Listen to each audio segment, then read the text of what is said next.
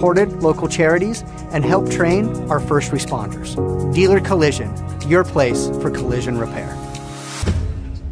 Create your own relaxing, comfortable space. Boulevard Home offers the guaranteed best prices on furniture, appliances, mattresses, and more. And buy with no interest financing. Shop Boulevard Home, because home is who we are. Oh, hello, Italian nightclub from Jimmy John's. Ciao, freshly baked bread piled with Italian-style meats. Hey, hand-sliced veggies. Am I obsessed with this sandwich? Yeah. So what if I am? Jimmy John's. Order online or on the app. You could wander around a warehouse store forever and never find the one thing that could make all the difference. A helpful face? Now that's something to consider. Everything your local Bucks A stands for is written on our faces. Welcoming, neighborly, knowledgeable. When you're in need of a helpful face, visit one of our 3 Southern Utah locations. This cheesesteak is so freshly grilled, you could still hear it sizzling. I can hear it too. Me too. Actually, it's the Hello? Cheesesteak? grill. Grilled right in front of you. It's a Jersey Mike's thing. Hey, it's Luke with Udine Associates at American Family Insurance. At Udine Associates, we love insurance so you don't have to. With a quick call, we can get you an instant quote with the right coverages. My team of licensed agents are ready to help you with better insurance from American Family. Give us a call at 435-251-9102. This cheesesteak is so freshly grilled, you could still hear it sizzling. I can hear it too. Me too. Actually, it's the Hello? Cheesesteak? grill. Grilled right in front of you. It's a Jersey Mike's thing. Scooter's Coffee and Hurricane is the best way to start your day or get you through your day. From breakfast sandwiches to cinnamon rolls to amazing smoothies and, of course, coffee. Anytime is a good time to sip and smile. Scooter's Coffee, open 7 days a week. At Great Harvest, we believe in crafting more than just bread. We provide crisp, garden-fresh salads and savory sandwiches. Everything from garden-fresh ingredients to our signature handcrafted bread. Our friendly staff will guide you to find a meal that will leave you craving seconds. At Great Harvest, we truly provide something for everyone. And don't forget our baked goods. Satisfy your sweet tooth and finish your meal with a brownie or cinnamon roll. Come visit us at Great Harvest. Nets on Fire is the place to hoop in Southern Utah. Elevate your game with group or individual training with elite coaching. Hustle to netsonfire.org to learn more and see why so many rising stars hoop at Nets. Nets on Fire, building champions on and off the court. Flynn Group plays to win. From commercial to residential projects, we deliver the total building envelope. Roofing, glazing, and architectural metals. Championship quality every time. Flynn Group. We've got you covered.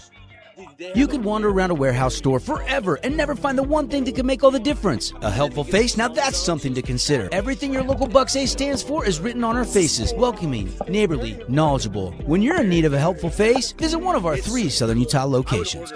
Looking for a great lunch and great value with endless options for everyone? Then hurry over to Mountain Mike's Pizza for our all-you-can-eat lunch buffet. Mountain Mike's Weekday Lunch Buffet.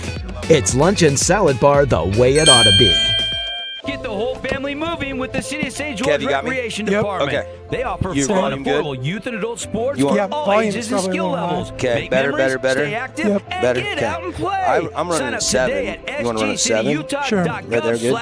Okay. Nets on Fire is the place to hoop in Levels Southern look good on Utah. the- they're Elevate bouncing your good. game I with think we're group good, or Dawson. individual training with elite Okay, coaching. start rolling. Hustle to 1 minute. netsonfire.org to learn more and see why so many rising stars hoop at Nets. Nets on Fire, building champions on and off the court. At Grass Creek Construction, they put their heart and integrity into every build. Their team is committed to delivering top-quality commercial projects that stand out. Integrity is their competitive edge. Building with passion, building with purpose, proud sponsor of local sports. Fabulous Freddy's is the locals' choice We're for gonna a get a few. full-service car wash. We are It's gonna get a few. fast. Have your car washed in just 20 minutes or probably less. got a lineup Fabulous card right Freddy's here. always keeps it clean inside and out with 2 Southern Utah locations look as at well as in Clemson with the Vegas, new Lehigh, batters out and for the Sandy. playoffs. Hey, it's Marco from Coral Canyon Golf Course inviting you to play the course with the best backdrop in Southern Utah. new Make sure banner you on get the out and batter's experience eye. It's great always golf been for a red. great price at Coral Yeah. Canyon. Visit coralcanyongolfcourse.com or call us at 435-688-1700 for your tee times. At Findlay Subaru, we win for our customers. From the first handshake to you driving off the lot, our team runs the perfect game plan every time. Score your next Subaru at Findlay Subaru, 1453 Sunland Drive, on the saving side of the freeway. Yeah. Handel's Homemade Ice Cream is now open on River Road by Sprouts. Come enjoy 48 flavors made fresh daily. Cones, sundaes, shakes, and quarts to go. Handel's Happiness served daily on River Road. Just give me a... Well, good evening and welcome to the 4A State Baseball Playoffs. Greetings, salutations from home of the Mustangs, Crimson Cliffs High School. Devin Dixon, Kevin Cave here on the Fan Sports Network. And the best of 3 Super Regionals have arrived, Kevin. And the defending state champs have earned a 7 seed and at home tonight to take on a good baseball team, the 10 seed, the Orem Tigers. Yeah, Orem's got a lot of history. New coach this year. Couple of tough teams in their region, but they're going to be a good baseball team and a good test for Crimson here. Crimson, again, defending state champs. The mission is to repeat again. They've got some guys that are stacking rings, and they'd like another one. A lot of seniors on this team. Loaded with speed. They got the pitching. They got the timely bats. They've got Jack Boyer, the freshman, making an impact, hitting .373. They are going to start Tyler Ransom, probably the biggest recruit in St. George. He's a move-in, but he is signed at Texas A&M for his arm. This is a kid that can throw 90 miles an hour. Yeah, I've had him behind the plate for a couple games, and his breaking ball is the real deal. I know the fastball is there as well, and he runs the velo up there.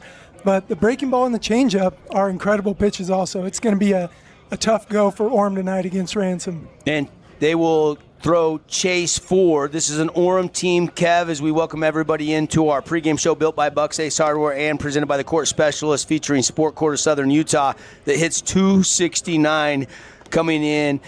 This is not a home run hitting team. This is a team that's going to manufacture some runs and try to create some small ball and find a way to beat you. 15-10 record, but in their region they went 11-4 this year, and we'll see what they have to offer. They are a slight underdog to the defending champs, but hey, it's chip in a chair, man. You get into the Super Regional, the best of 3 series. Here we go. Yeah, I hear good things about Chase Ford. I hear he runs the velo up there too. Maybe touched 91 this year at times, according to Prep Baseball Utah.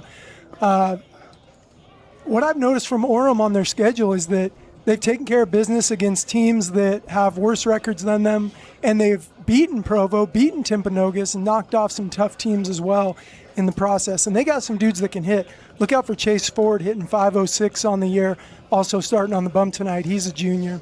Yeah, you look at his pitching numbers. You talk about the hitting numbers, but 3.19 ERA, 2-3 record. He's made 6 appearances, and this is a junior in Chase Ford that is getting the nod. 26 1/3 innings pitched, 16 walks, 43 Ks, so pretty good strikeout to walk ratio. The strikeout numbers are big for Ford, and I think that's because of his velocity, and he's going to challenge hitters with that low walk number as well. Opponents hitting just .257 against Chase Ford, so we'll see him on the bump tonight. And then, of course, Justin Abbott, the skipper of Crimson Cliffs, going to counter, not with Dougie, not going to go with Madden Smith tonight. He's going to go with Ransom, so I would expect Madden Smith to be the Game 2 starter tomorrow, which will be a 4 o'clock game. But you look at the pitching numbers for Tyler Ransom, who's a junior, 2.55 ERA, 3-2 record. He's made 5 appearances this year. And for Ransom, 24 2/3 work. Again, 42 strikeouts, 15 walks. So both pitchers, pretty common ratio there, strikeouts to walks. Yeah, we're going to see the ball over the plate tonight. This is one of the biggest things for this weekend is how you want to structure your pitching.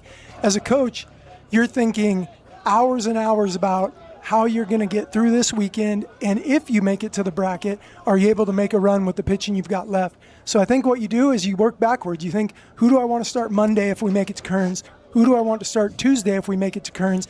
And then, is there a pitch limit that they need to be under this weekend to be able to turn around and do that? And you structure your pitching from there. So we assume if Ransom's going tonight, then Coach Abbott probably sees him starting that Monday game at Kearns if they're able to advance. And that would be maybe, just maybe, Desert Hills, because they would meet on Monday if they can both win. We're getting a little bit ahead of ourselves, but that was the rematch. You know it all too well, Monday at Bruce Hurst Field last year, and Madden Smith had a gem of a game in that one. And yeah, he did. We'll see if we get a rematch up there. That would be the 10 a.m. game. They've reshuffled the start time to 10 a.m. next Monday, and Orem and Crimson want to be there, and we'll see who can get it done in this best-of-3 series. Game 1 tonight. We're into the pregame show again, brought to you by the Court Specialist, featuring Sport Court of Southern Utah. Turn your backyard into the ultimate playground. And they're giving away a $5,000 scholarship. Deadline, we've extended it to next Wednesday. You have to have your entries in, so if you want to get your kids a $5,000 scholarship, tell us why they're deserving, how involved in their school. They got to play a varsity sport, have a 3.0 GPA. Go to thefansportsnetwork.com, hit our community tab, and you can, parents, nominate your student athletes. Coaches, you can nominate your kids. Athletes, you can nominate yourself. $5,000, books, tuition, chasing a college sport. That goes a long, long way. Thanks to our friends at Sport Court of Southern Utah. We're going to take a break. When we come back, we'll dive into the keys to the game. We'll get you the Findlay Subaru Star Watch and some final news and notes. First pitch coming, Mustangs, Tigers on the Fan Sports Network inside the 4A State Baseball Playoffs. At Findlay Subaru, we win for our customers. From the first handshake to you driving off the lot, our team runs the perfect game plan every time. Score your next Subaru at Findlay Subaru, 1453 Sunland Drive, on the saving side of the freeway. Need an appliance or two? AWP's got you. Check out the remodeled expansive showroom, highlighting the Cafe series with colors like matte black, matte white, and modern glass. Make your kitchen stand out. Come see the local boys at AWP across the freeway from the Bloomington Walmart. Get the whole family moving with the City of St. George Recreation Department. They offer fun, affordable youth and adult sports for all ages and skill levels. Make memories, stay active, and get out and play. Sign up today at sgcityutah.gov/sports. Create your own relaxing, comfortable space. Boulevard Home offers the guaranteed best prices on furniture, appliances, mattresses, and more. And buy with no interest financing. Shop Boulevard Home, because home is who we are. From bold statements to subtle compliments, Wilkinson's House of Lighting will help you more fully enjoy all the different spaces in your home. Find us online at shopwilkinsons.com or come in and see what's new. 88 East, 1160 South, just off Main. At Findlay Subaru, we win for our customers. From the first handshake to you driving off the lot, our team runs the perfect game plan every time. Score your next Subaru at Findlay Subaru, 1453 Sunland Drive, on the saving side of the freeway. We Win Injury Law was launched with a desire to help people win the cases that they can't win on their own. Hiring a personal injury lawyer who knows what to do is key to getting everything they deserve as a result of that wrong. Aloha, sports fans. It's Boo and Nick from Honolulu Grill. Come get a taste of the islands. Try our famous Kahlua pork or tender teriyaki chicken, and you'll love our mac salad and sweet sauce on your rice. Don't forget to try our original Kava 8 at Honolulu Grill. It's game time.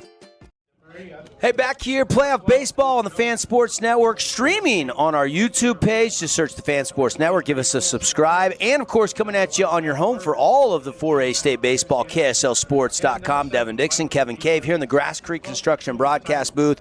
Mustangs defending state champs. Something you can't take lightly, the pride of a champion trying to defend the title, and Orem has to get on the bus, come all the way down today. But they were willing to play a night game, and we'll get under the lights, where a lot of teams kept that 4 o'clock default time. I give Orem some credit. They said, you know what, we'll play you under the lights tonight. I think Crimson had another card to play on that, because I believe their softball team played a playoff game at 4 o'clock, and the fields are really close, so you don't want to play those games at the same time. Mm-hmm.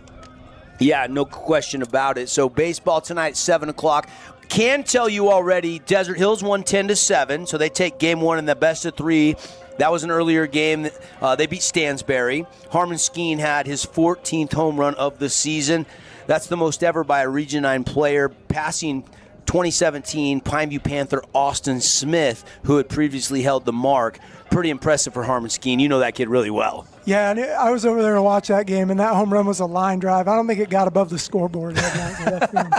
And then Snow Canyon, no surprise to anybody, 15-0. They mercy rule Mountain View, who knocked Hurricane out last weekend in the regional. So the number 1 overall seed flexing their muscles at home. That game is a final as well. Cruised, and they started Esplin in that game, so that means their 2 starters, Beck and Chris, are both available for tomorrow.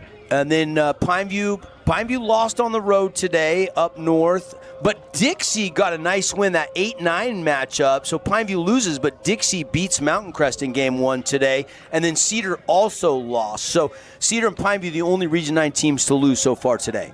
Yeah, Dixie had a nice comeback. They were down 5-2. I saw Hudson Wright and Johnny McGuire had back-to-back RBI hits for 3 runs to cross to tie that game up, and they end up winning 6-5.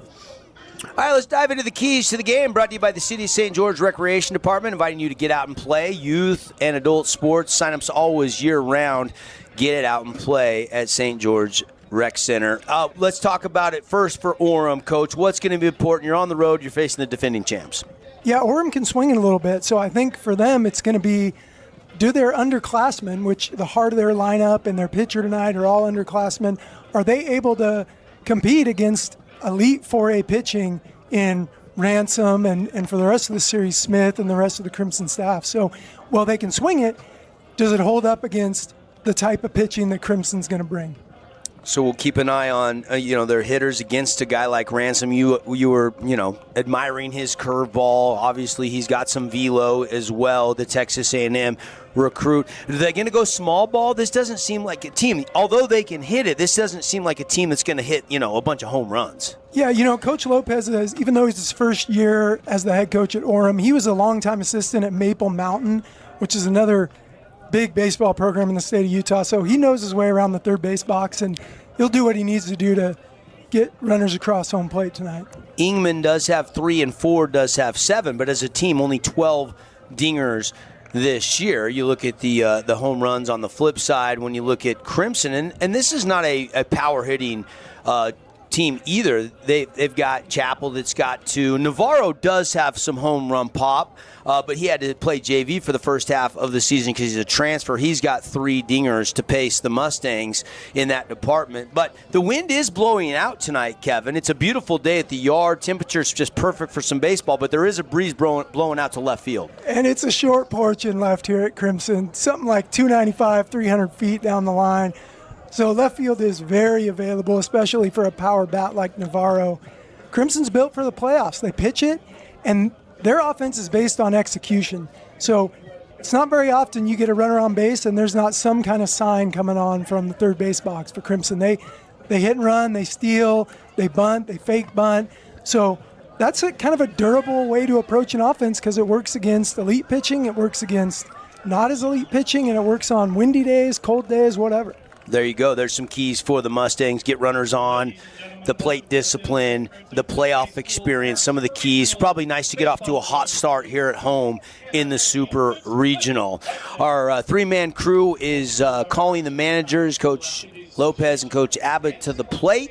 We're going to exchange the lineup cards. It's Chase Ford versus Tyler Ransom. That is the pitching matchup. Let's take a look at our Findlay Subaru Star Watch tonight. Kevin, who are you excited to see play, and maybe who could be an X factor and be the star of the game in the postgame show? Well, for Orem, I've heard a lot of rumblings about how talented Chase Ford is, and with him pitching and being one of their best hitters, he's got to be the star watch for Orem tonight. Yeah, 7 dingers, we mentioned that, and on the bump, I do agree. A little bit harder for Crimson. A lot of guys you can go with. Jack Boyer's had an incredible season. He's just a freshman. He doesn't even have his driver's license yet. And then you've got a lot of experienced guys back from last year. Guys like Race Bennett and Cutter Christensen, Austin Smith, great behind the dish. But then you got a bunch of newcomers in Ransom and Navarro and Chappell that have really lifted this team this season. Yeah, I think even though you never know what's going to happen in the game of baseball, this feels like one of those games that could be decided by 1 or 2 big plays, 1 or 2 big hits. And when you're looking at Crimson, their power bat is Navarro. So I think Ricardo Navarro is your guy for the star watch for the Mustangs. He will be hitting in that cleanup spot. Does have the most home runs on the team this year with 3. And Navarro, well, even though hitting below 300, didn't get as many at-bats at the varsity level as he probably would have wanted. He's only made 12 appearances at the varsity level because he had to sit out the first half of the season. Yeah, but if he sees a mistake, he's not getting cheated. He's taking a full hack tonight. And he always does. So your Findlay Subaru Star Watch, we'll go Chase Ford for the Tigers, and we'll go Ricardo Navarro. We'll see if they can end up as your star of the game when this one goes final. Scheduled 7-inning games, playoff baseball.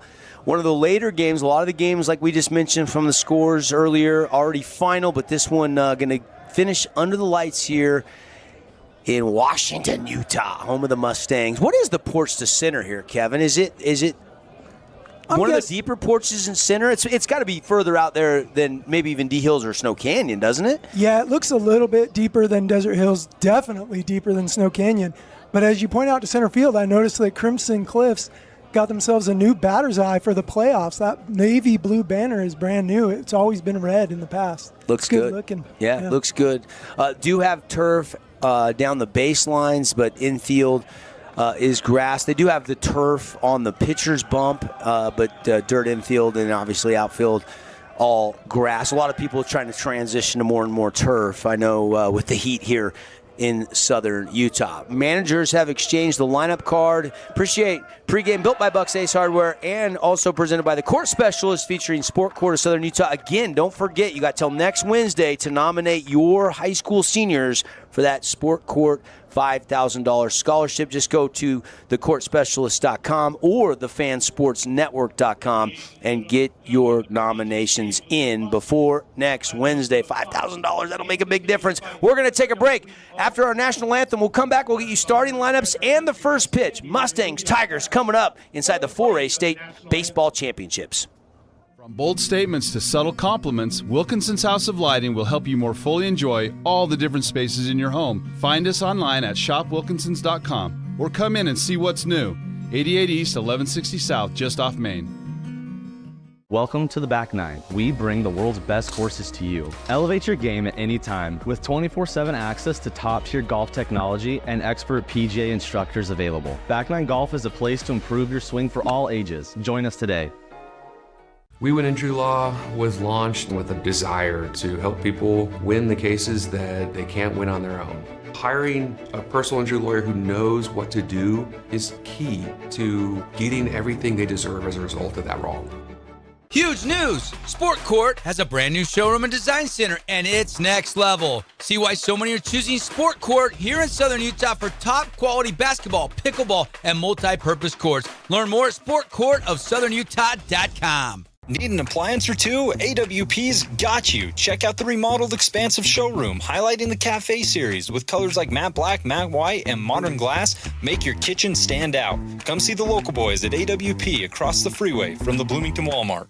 From bold statements to subtle compliments, Wilkinson's House of Lighting will help you more fully enjoy all the different spaces in your home. Find us online at shopwilkinsons.com or come in and see what's new. 88 East, 1160 South, just off Main. Relatives coming to visit? Not enough room? Maybe you're looking to host a family reunion and need a house with a pool. Red Rock Vacation Rentals has got you covered. From 2-bedroom condos to 10-bedroom luxury homes, they truly have something for everyone. Visit stgeorgeutahvacationrentals.com. Hey, welcome back here on the Fan Sports Network. Streaming on the Fan Sports Network YouTube page. Links are up on our website, kslsports.com. Glad you're with us tonight. High school playoff 4A baseball presented by the Boulevard, our title sponsor, making your house more like home for over 50 years. Buy smart, buy at the Boulevard. Devin Dixon, Kevin Cave, and let's meet the starting lineups as the Mustangs are starting to get introduced by public address announcer Brian Young. And our officials, our umpires tonight, Jason Estridge, Gavin Black, and Casey McClellan. Good veteran crew for tonight's game, right, Kevin? Absolutely.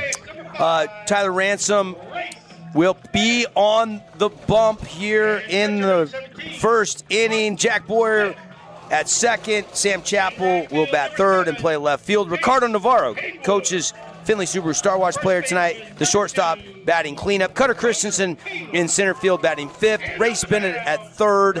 Austin Smith behind the dish. Jace Haywood out in right field. And Riker Taylor will be the second baseman batting ninth for Justin Abbott, the defending state champs, getting introduced and taking the field. For the Orem Tigers and head coach Daniel Lopez, it'll be Benji Ingman leading off playing right. Chase Ford will bat second and pitch. Mac Elison will play center field. Tony DiMaria will play third. Luke Jones at first. Jake DiMaria, the catcher. Colson Rich, the DH. Beck Burge is your shortstop. Matt Christensen is in left field, and Michael DiMaria is the second baseman. 3 DiMarias in the lineup for the Tigers. It's a family affair tonight. Yeah, we got a couple Engemans on the roster as well, so they got some families playing ball in Orem. Ransom getting his warm-up pitches here. The lefty, again, what is he got? He's got the 2-seam and the 4-seam, Coach? I think he's got one fastball. It's got arm side run, so that means it's going to move into a lefty, away from a righty. I think he has 2 breaking balls, a little firmer slider and a little more over-the-top curveball, and then he's got the changeup as well. And we're just going to probably be calling it the breaking ball tonight because from where we're at, we're not going to be able to tell the difference between slider and curve. We're kind of behind home plate off to the right-handed side, so we're at an angle where we won't really be able to see it. We don't have a center field cam for tonight's game. We had to split up. We had 2 crews because we had the game over at Snow Canyon earlier tonight. So, but hey, we're here. We got baseball, and we are ready to play ball, play-by-play tonight.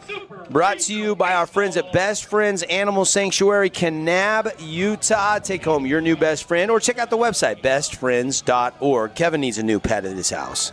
Get over to the website, Coach. That's absolutely incorrect. Although I can say my wife and daughters love Best Friends. They've been out there. It is cool. You can go up there. You can get all-you-can-eat lunch for just $5. They have horses, rabbits, cats, dogs, you name it. They have it out there in Kanab, Utah. Actually, the last time they were out there, they came back with 2 cats. Did they? Yeah. So you have a Best Friends cat at the house, 2 of them. Here we go. Benji Ingman, the right fielder, batting from the left side, ready to get this game underway. And the first pitch from Ransom, it's a check swing called strike 1. It's a freshman leading off for Orem, Benji Ingman. Ingman hitting .394. You talk about the freshman flair. You got Jack Boyer and you got Ingman, 2 really good 9th graders that don't even have their driver's license yet. Incredible. But playing big minutes in the state baseball playoffs. Winner of the best of 3 headed up to bracket play, top 8 going to Gatesfield, Kearns High School. Winner of this game will play next Monday at 10 a.m., and that's a leadoff hit right up the middle, and the Tigers get their first hit of the night, and a good piece of hitting there, Coach, right back up through the box. Looked like 3 straight fastballs to Ingman, maybe a little too much of the strike zone there on an 0-2 pitch. 3 triples, has 4 doubles, and Ingman, the freshman, 3 dingers this year, but a slap single right over the bag at second base. And the Tigers will bring up Chase Ford. Again, 7 home runs for Chase. He's a junior, hitting it at a .506 clip. And he takes that one for ball 1. .346 team batting average, so this Tiger team can hit it. It's not .367 like Snow Canyon, the overall #1 seed, but they're close. No, these are hitters. And Ransom being careful with Ford there on the first fastball, missing the zone by a lot. It's lefty Ransom, the second pitch, swing, and a big cut from Chase Ford. He couldn't find it. Underneath it a little bit there. 1-1 the count now. Again, just a beautiful night to be at the yard. The wind is kind of settled. It's just a little light breeze. Temperatures low 80s today here in southern Utah. Pretty nice for May Day. And that one's a Fabulous Freddy's foul ball over there. Out of play over the first base Tigers dugout. Fabulous Freddy's, fuel it up, wash it down, full service car wash. And every time you get your car washed, you save at the pump, which comes in nice when you save 20 cents, even up to 40 cents off per gallon of gas. With the high gas prices, you and your car will be feeling fabulous. And their coupon books are on sale through Father's Day, so stock up for Mom, as that's a swing and a foul straight back. And it's 1-2 count now here on Chase Ford. Ransom not afraid to throw the breaking ball to right-handed hitters. As you move up in baseball, oftentimes you're seeing change-ups to righties more often than breaking balls, and breaking balls to lefties more often from a left-handed pitcher. But Ransom not afraid to throw it to the righties. Just a junior, moving, first year with the Mustangs, rocking number 3, and the lefty delivers, and that's fought off out of play. Count will stay 1-2. You're right about the evening we have here. Green grass, golden hour approaching. This is pretty great. Yep, nothing better. Just need some sunflower seeds here, Coach. Then we'd be set, wouldn't we? Haley, where's the sunflower seeds? She was in charge of the seeds tonight. 1-2 pitch down low. 2-2 the count now. Good eye by Chase Ford. Leadoff hit by Benji Ingeman. So 1 on, nobody out. Just underway here. This is the 7-seed Crimson, the defending state champs, and the 10-seed Tigers, if you're keeping track of that. I kind of throw the seeds out at this point in the season, though. Definitely. Two good baseball teams trying to win 2 games and get up to bracket play where it's a true double elimination tournament. If you can stay on that winner side of the bracket, you can get all the way through Wednesday without a loss. You're straight to Friday state championship, and then they go best of 3 for the title. I love the format that they switched to a few years ago. It's the College World Series. It's the NCAA tournament. It's great. And that one just too tall, and Ford battling back. It's 3-2. He works the count full. Really close take there. I don't know if I could have laid off that, Coach. Yeah, that's right there. But we know from last week, being behind the plate, that Estridge knows the strike zone well, so that probably just missed on the outside part of the plate. Here comes the payoff pitch from Tyler Ransom. Swing and a miss, and it's a Red Rock Real Estate strikeout for the first out of the game as Chase Ford goes down swinging. It's a big K. Fastball there. Challenged him. 3-2 heater. Looked like a hittable pitch, but just could not square it up and find the barrel, and 1 away with 1 on. And this is the number 3 hitter, Mac Ellison. He is the center fielder for the Tigers, another lefty in the lineup for Coach Lopez. And a breaking ball way out in front of it for strike 1. Lefty on lefty, that breaking pitch is going to be tough. That one had some 12-6 drop. Only lefty I've seen hit it hard this season's Cade Kelsch. Ransom, here comes pitch 2 in the sequence. They got him in a pickle. They'll throw to first, throw down to second. Not in time, though. And the Tigers have a man in scoring position. Ingham, the freshman there, didn't hesitate and raced to second base, the throw to first, and then down to second, not in time. You got to wonder if that's a called pick or if Ransom's reading. In other words, he's lifting his front leg and then trying to recognize whether the runner's going or not, and then deciding whether to pick.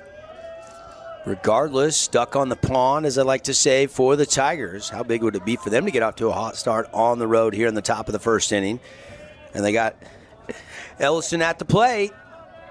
He comes in hitting at 383. Nice clip on the season average. Breaking ball for a called strike, and it's 0-2. If that is a called pick, then it's incredible timing by the Mustangs, because he hadn't picked over once, and on the same pitch where they decided to steal, they picked over. But couldn't catch him. And I couldn't tell if it was or not. And there's a fastball just missing the zone for ball 1. So 1 ball, 2 strikes here to the number 3 hitter for the Tigers, Mac Ellison, the center fielder. Ingeman, leadoff hit. And now down at second after he swiped the bag. Not your traditional steal, but still a stolen base nonetheless. 1-2 pitch, and out in front of it again, and got him. That's another Red Rock Real Estate strikeout. So both outs here in the inning via the swing and the miss for the Tigers. Can't barrel that up. And that one with the lefty is the curve or the slider or the sweeper, and same pitch he got him on the first pitch of the at-bat. Here is Tony DiMaria, the third baseman, cleanup hitter for the Tigers. Stepping in from the right side. Ransom taking a little time. Now he rocks, fires, and fastball for a called strike 1. Good spot on the outside corner, it looked like. That was pitch number 15, or I believe now for maybe 16 for Ransom. Yep, this will be pitch 17 coming here in the top of the first inning. No score. Here goes the 0-1 delivery. High ball 1-1 the count. This is one of those spots in baseball that can make a difference in a game if you're Orem. The 2-out RBI, runner in scoring position with 2 outs. If you're able to get that run in, it can be a swing. And we're early, but like I said, this might be 1 or 2 big hits or big plays in this one. Definitely want to take advantage when you have runners into scoring position. Ransom, though, has other ideas. There's the breaking ball just missing, but not by much. That curveball looks on point tonight for Ransom. Yeah, it just looked like Austin Smith had to reach for that one a little bit, probably outside. 2-1 count. 1 on, 2 outs. Top of the first inning here. Devin Dixon, Kevin Cave, glad you're with us on the Fan Sports Network, your home for high school baseball. Pickoff thrown into center field, and the runner will not try to get down to third there as Cutter Christensen gets it back to the infield. So a little mishap there, but no harm. Usually not too worried about the steal with 2 outs, but Crimson must have thought they could have recorded the third out there with the pick. Navarro behind Ingman. Now he takes his traditional spot in the hole at short, and that one high. And 3-1 the count now on the cleanup hitter, Di Maria. Tony Di Maria. He is a junior, 382 batting average. And lost him. Ball 4. First free pass given up by Tyler Ransom of the night. 3-1 there and went off speed with a base empty. So you got to think Crimson respects Di Maria as a hitter there. Not willing to serve him up a 3-1 fastball and take their chances with the next hitter in a fresh count. Jones is the number 5 hitter in the lineup, but he's hitting it well this year. Comes in season average 352, 5 doubles, 1 home run, 1 triple under his belt. Rocking number 12. First senior we've seen Orem send to the plate. And check the swing. Didn't matter. Called strike 1. I'm wrong. Ellison's a senior as well. Always fascinating the makeup of a team, you know.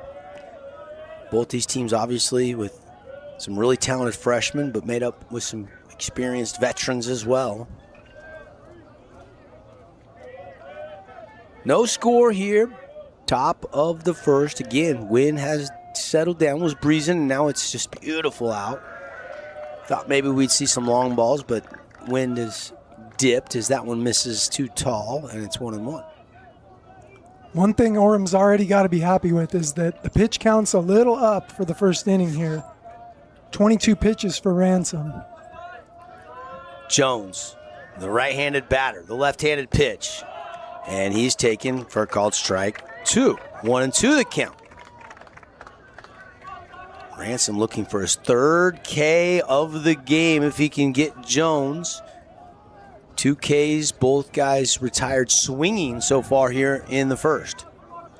He's had double-digit Ks in games at least twice this season.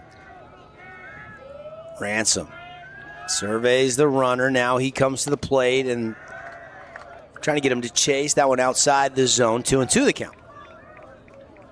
Got a little red, rocking the Red Kingdom Ransom on that right side of the back of the hair, rocking out of the Mustang cap.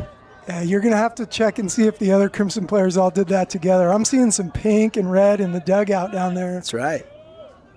A lot of guys got a fresh dye job, it looks like. We've seen that with the Red Kingdom with the football team. And there it is. Another swing and a miss. Red Rock Real Estate strikeout for Tyler Ransom. And that'll strand 2 runners. No runs on 1 hit, 2 left on base through half an inning. No score here. Just getting underway. Mustangs and Tigers on the Fan Sports Network.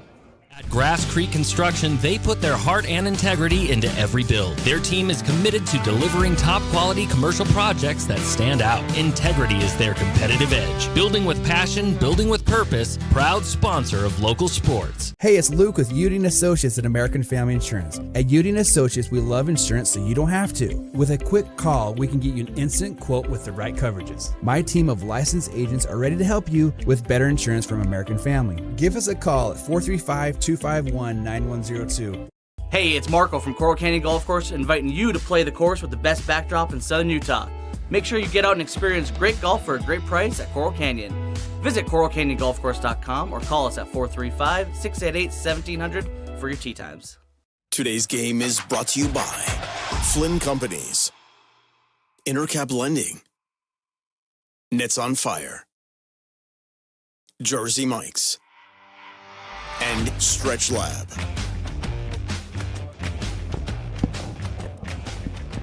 Hey, welcome back, everybody. Tonight's game brought to you by Roney's Mac Bar, now open in the Red Cliffs Mall. Been over there for almost a year now. Go get your Mac Build it your way at Roney's Mac Bar and watch for a brand new menu. They're rolling out some new additions soon. So if you haven't been for a while, make sure and get in there a couple times a month for some delicious mac and cheese at Roney's Mac Bar. Devin Dixon, Kevin Cave. No score here. Good inning for Ransom there with 3 Ks, huh, Coach? Yeah, more pitches than he probably wanted to throw. We'll see him likely try to pitch to some more contact in the second inning. Was really close to the zone a few times on tight take calls by the Tigers, though. You're right. 25 pitches there in the first, but gets out of it unscathed and ends up getting 3 strikeouts.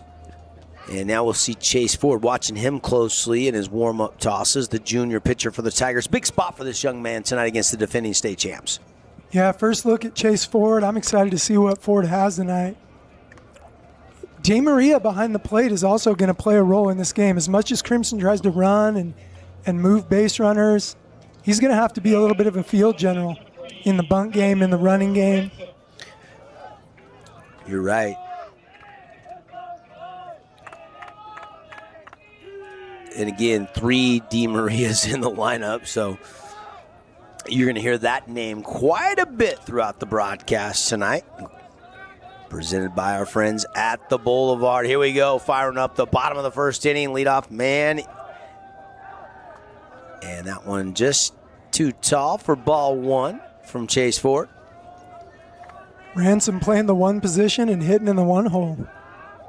And Ransom swinging a chopper. That's going to get through. Leadoff hit. Just like the Tigers got a leadoff hit to start the game. Mustangs respond via Tyler Ransom. High bounce on that chopper. Yeah, got enough to get it over the third baseman, kind of in the 6 hole there.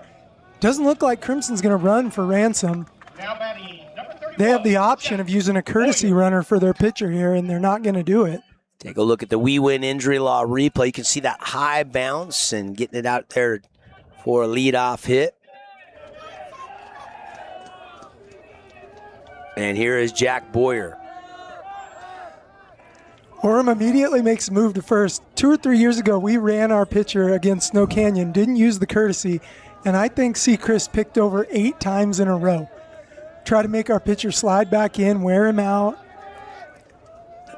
That's an interesting thought. Good observation. We'll see what they do here. This one delivered for ball 1 to Jack Boyer. Again, Boyer has been bursting on the scene all season long, up to 382 of the everyday players, the top guy in batting average, and a swing and a drive. And this one's hit pretty well out there to left, but has a beat on it, and that is caught by Christensen and one away. You can see Christensen working against the sun there. He had to get low, get the ball out of the sun's path to make that catch.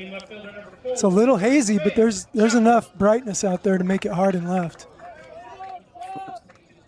Check if that's Christiansen. I might have said it wrong, Coach. It looks like that is Matt Christ. It's spelled like Christensen, so I'm not sure. There's an A. It's I-A-S-E-N, so I'm not sure the correct pronunciation. I should have checked with Coach Lopez before the game, so apologize if that's incorrect. I think looks like Christensen to me. In Utah, I think that's Christiansen. That's what I'm thinking. I was kind of wondering. That's why I was deliberate, kind of dilemma in my mind. I'm like, it might be Christiansen. I want to get that right. Let's call him Mac. Mac C records the put out there in left. So 1 on, 1 out here. And Chappell, another newcomer to this Mustang program, hitting .355, 4 doubles, 2 triples, and 2 long balls on the season for the junior right-handed hitter.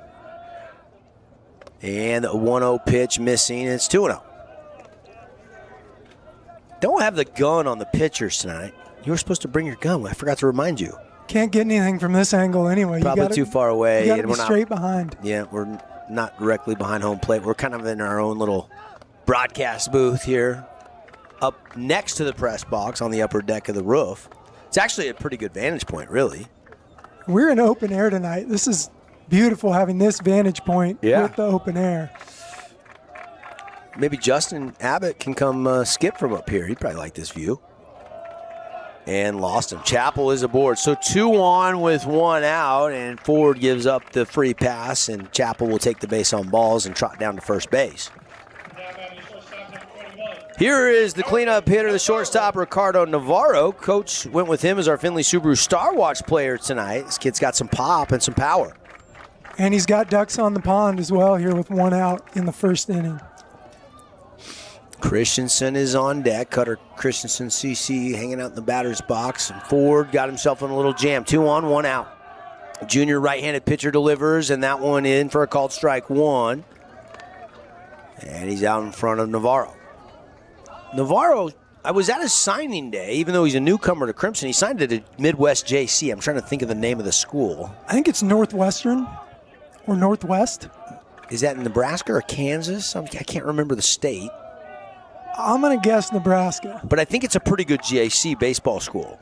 Nebraska and Kansas have legit junior college baseball. Kansas' conference is called the KCAC, Kansas Collegiate Athletic Conference. That's an NAIA conference, but they have a JUCO conference in Kansas as well. It's really strong.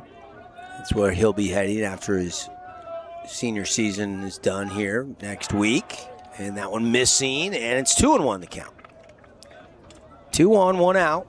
No score here between the Tigers of Orem and the Mustangs of Crimson Cliffs. Game 1 of a best-of-3. Last week, Mustangs had a bye. Orem did a nice job getting the win. And the runners will go. Wheels are in motion. Throw down to second. Not going to be in time. And a couple runners will advance down to second and third, and still 1 out. So that's steal of third with 1 out is huge. You get 2 runners in scoring position with less than 2 outs. Just multiplies the ways you can get a run in. Orem did have to go 3 games with Highland. They won 18-3, lost 4-3, and then in the end won game 3. They win over Highland 11-4. 31 runs in 3 games, and Navarro is aboard on a free pass. So now the bases are loaded with still just 1 out for the Tigers, and CC from the left side will step in for the Mustangs. One thing we did see from Di Maria there behind the plate is he's got some savvy. He was able to notice that Ransom was going to be safe at third and try to get the runner on the backside at second base. Big spot here for the Tigers. Pitcher Chase Ford, the junior righty, down low, ball 1. Ford's got to find it. Got to throw some strikes here. Can't afford to walk in the first run of the game. Cutter Christensen, who one of many Region 9 players that signed with the Yaks of Yakima. Yakima's been really recruiting Region 9. One of your guys from last year's Desert Hills team, Fillmore, is out there for Yakima, and he's been raking this year from what I can tell. He has been raking. He's hitting 380, 390 something for the Yaks, starting at second base. But there's 5 or 6 kids that are going to Yakima, and that's going to be a shot to second. The only play is over at first. The throw gets away, and it's going to be 2 runs to the plate, and the Mustangs have the early 2-0 lead, and still runners on the corners with just 1 out. What a swing of events there. That is a hard hit ground ball right at the second baseman. Taylor-made double play. Turns into 2 runs after a bobble. Take another look. That's going to be 2. Yeah, and then he tried to pick it up and had to recollect it and then rush the throw. Well, the speed of Cutter Christensen makes him rush that throw. So you were talking about Crimson's speed before the game, and they weren't able to record an out, partly because Christensen's so quick down the line. That is Di Maria out there at second. So 2-0. Mustangs are aboard on the E4. Do you give a guy 1 error there, or do you give him 2? Didn't field it cleanly, and then the bad throw, Coach. Yeah, the first run's on the bobble, and the second run's probably on the throw. Yeah, you hate to say that, but that's kind of what it looked like there. And I was checking the box on the game changer to see if they gave 1 error or 2, and they haven't put anything down yet, but at least 1, maybe a second there. 1-1 the count now with 1 out here for Race Bennett, third baseman for the Mustangs. And runner will go, and Christensen going to cruise. That's a Nets on Fire stolen base for CC. Is no throw from DiMaria behind the dish for the Tigers.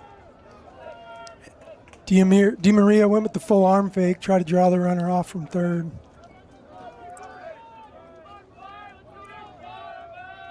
Bennett has been swinging it. The senior hitting .358. And that one down low. And it's 3-1 the count. 2 on, 1 out. 2 runs already scoring here in the bottom of the first inning. Mustangs jumping out in front here. The defending state champs. And lost it. Ball 4 just maybe a hair outside, and Bennett will take first, and now the bases are loaded full of Mustangs here. And Coach Lopez is going to take a stroll out of the dugout and go talk to Chase Ford, his pitcher. Meeting on the mound brought to you by Great Harvest Bread Company. Stop in for delicious breakfast. Grab some fresh loaves of bread. A satisfying lunch. They'll even cater your next team event. They cater to Great Harvest Bread Company in the Boulevard Commons over there next to Zag. And they're just checking on him here. Not going to go get him, but just want to see how he's feeling probably, right, Coach? Yeah, get another ground ball. Could have been out of this with a 0, even though not an ideal inning for Ford. He still could have escaped. He gets another ground ball. He might limit the damage here and keep his team in it. Yep, could have been a double play ball, but instead, the error and 2 runs here. And now, nervous times for the Tigers with the bases loaded. And Ford's got to get after it here as Smith will step in. The catcher of the Mustangs, Austin Smith, takes ball 1.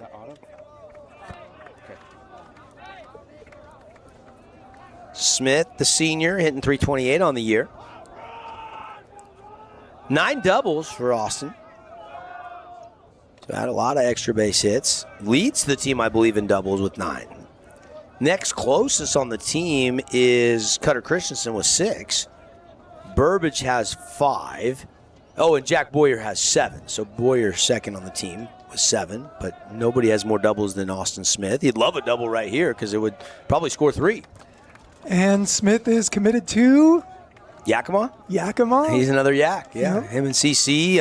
I know Tristan Sylvester from Pineview is going to Yakima, and there's somebody else too, if I'm not mistaken. Hoyt Atkin, Maddox McIntosh. Yep, a lot of guys.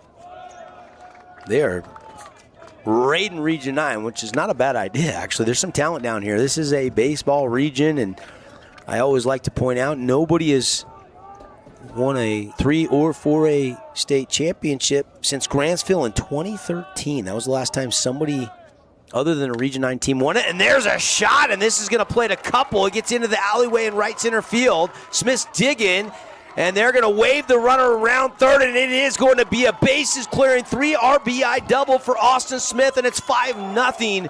Crimson has the early lead. And Double D, you called it. Double from Austin Smith. Right center gap. What a beautiful piece of hitting. Stayed behind it. Line drive that carried almost all the way to the warning track and plates 3 for the Mustangs. 10th double of the season, and he is the catcher, so they will pinch run for Austin Smith. But job well done, and the Mustangs dugout pretty fired up, Coach. You can see they're celebrating down there. A lot of noise coming out of that third base dugout. Yeah, with the bye, they haven't played a game in a while, so they're fired up to be back on the field, and this is the exact start you want to have. 9 days off, to be exact, to your point, since the Mustangs' last game. Of course, Desert Hills had the end-of-season bye, so they had 15 days off before they played earlier today, but they did win 10-7 over Stansbury. Snow Canyon winning over Mountain View, 15-0 there for the overall top seed. Pineview and Cedar lost, but Dixie had a come-from-behind win. So Region 9 right now, 3 wins and 2 losses with this game still play. And there's a grounder to short, throw over in time. So big out there. Chase, we kind of felt like he needed a grounder for an out there after giving up 5 runs. Yeah, and a relief for the defense, too, to convert an out on a ground ball. Now, in Ford's defense, 2 of those will be unearned runs. Yeah, but he put the runners on with walks, I think, so. Oh, you're right. He'll take credit. But could have been helped out on that grounder to second. But it is what it is, and now Ford trying to go back to work, and a Riker-Taylor bunt, like almost an Ichiro running bunt attempt there, goes foul. Yeah, nice drag attempt from Taylor. He'll do that a lot.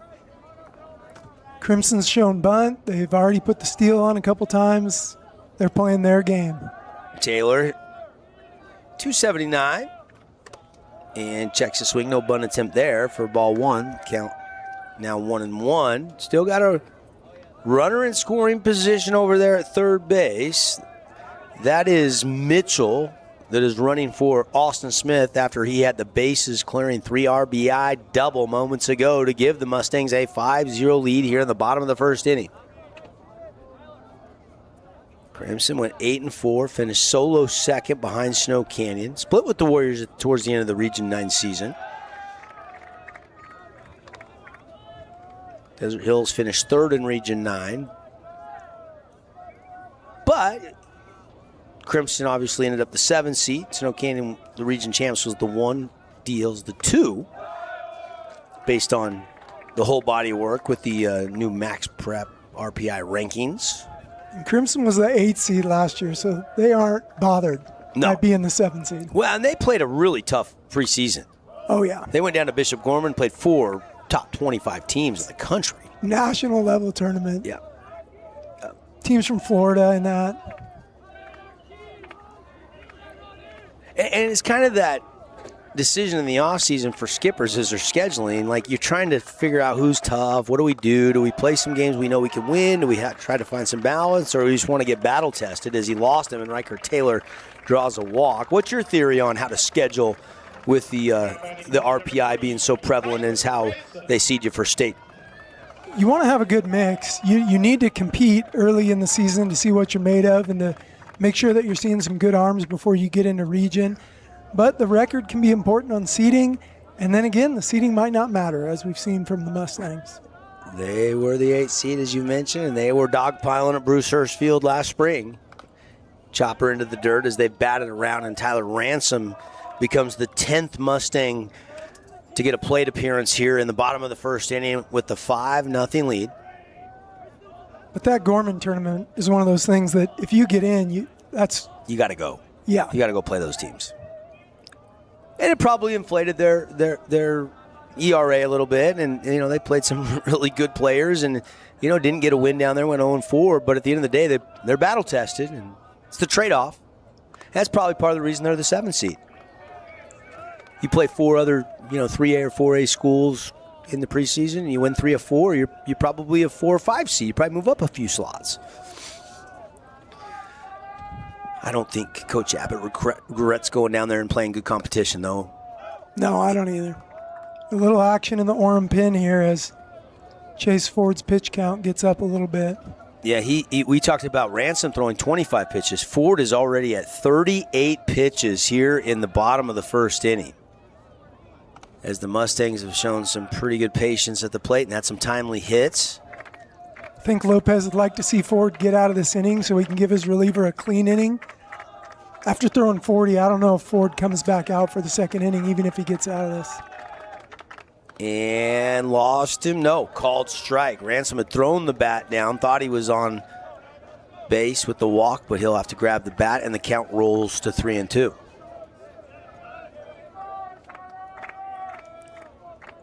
Already, Ransom 1 for 1. Started this game with a hit. 5 runs on 3 hits and 1 error. And there's a fly ball hit into left field. Not going to leave the yard. Into the sun, near the track. Looked like he lost it. Then he finds it and makes out number 3.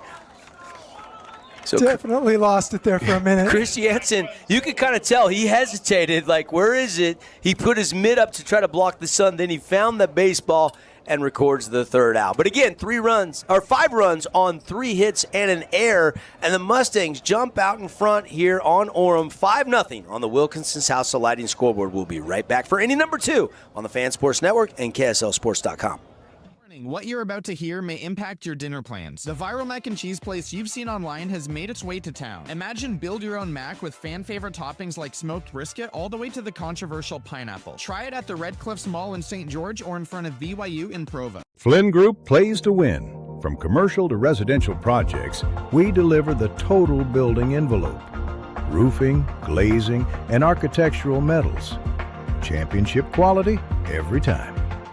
Flynn Group, we've got you covered. Hi there, Dr. Cody Johnson from Johnson Pediatric Dentistry. Just like any good sports team needs a game plan, your child's dental health needs one too. Call us or check us out online. Don't forget to ask for our new patient special. Johnson Pediatric Dentistry, keeping your kids' teeth in championship form.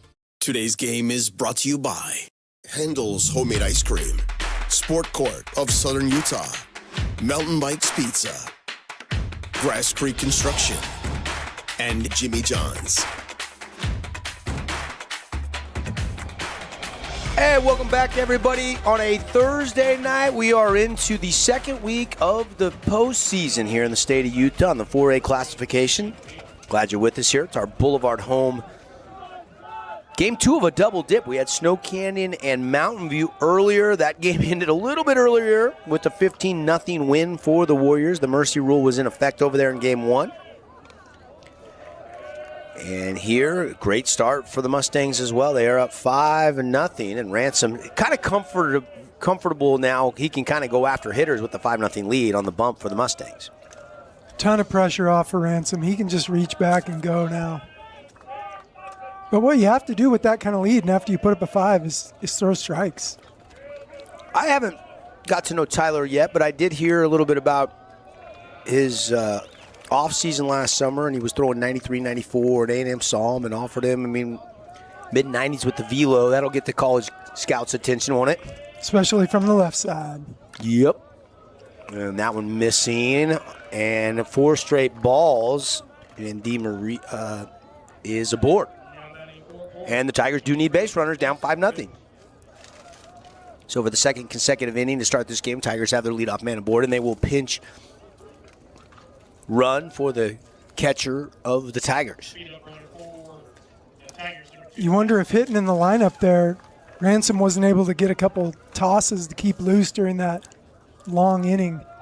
He might just need to get the arm loose again and get back at it.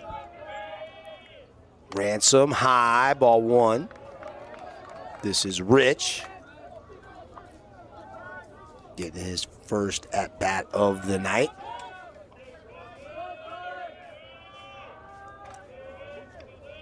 And pitch 2, a chopper out there, and it might get through the hole, and it does. Gets into right field. And 2 on with nobody out after a walk and a hit for the Tigers. So they're trying to clap back here in the top of the second. Right off the cap of the bat. Probably stung the hands a little bit. Probably breaks a wood bat there. Just enough to get through the infield past the diving Jack Boyer. Yeah, Boyer gave it a little effort, but you're right. That one had to vibrate the hands a little bit. But, hey, Rich will take the hit any way he can get it. Only came in hitting 267 for the juniors, so nice piece of hitting. Now they're going to bunt, and that's fouled straight back for strike 1. I like this from Coach Lopez. He's chasing 5, and that's not necessarily a time where you'd see a sack bunt, but as early as it is in this game, he's thinking, hey, if we can get 2 back this inning, puts us a lot closer. So we'll see what Burge does. Now Burge, after time called. Now Justin Abbott came out and is contesting something. So home plate umpire Jason Escher is going to go talk with his crew here. And what are they discussing, Kevin?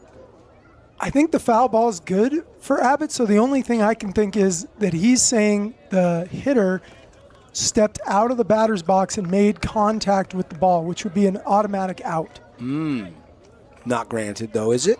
No, not granted.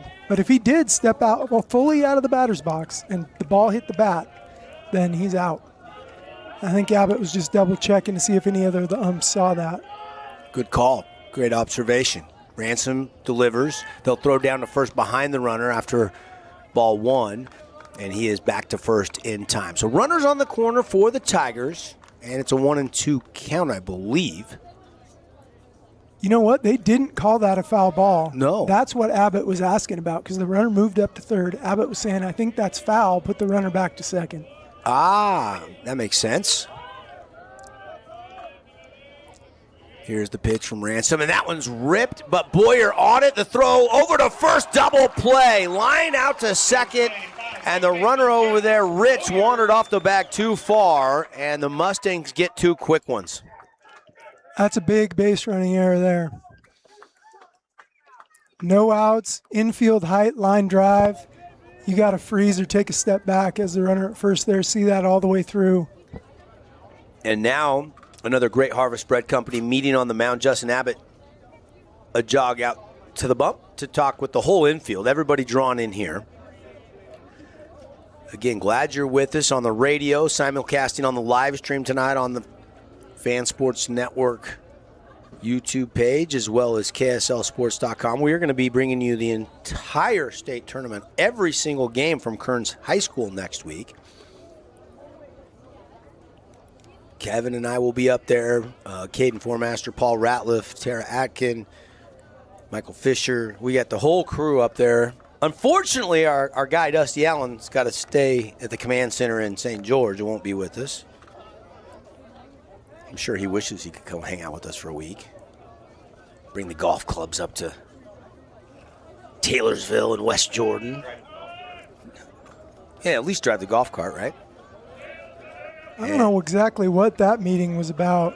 It was kind of a lengthy meeting, wasn't it? Coach Abbott waited for Estridge to come all the way out there and break it up, and I can only think that he had something he wanted to talk to Estridge about. First pitch swinging here, and this one's lifted out into right field, and that'll do it for the inning. The makings of an inning, but then the double play, and then a fly out, and they keep the goose egg on the scoreboard. 5-0 Mustangs on the Wilkinson's House of Lighting scoreboard, serving contractors and homeowners since 1946. We'll be right back. Crimson up by 5 on the Fan Sports Network.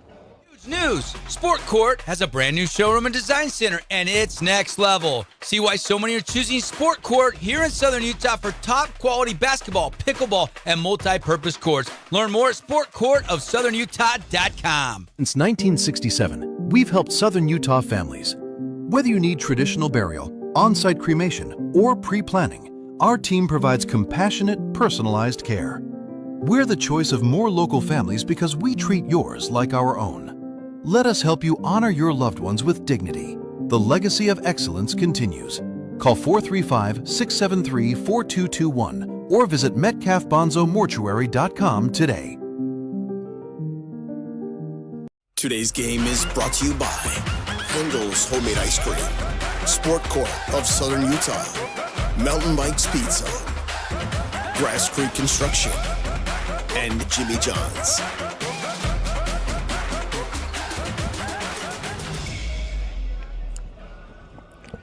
5-0 Mustangs with the lead here against the Orem Tigers as we go to the bottom of inning number 2. And Jack Boyer, the number 2 hitter in the Mustang lineup, will lead off here in the inning after they batted around. 10 guys got to the plate back in the first.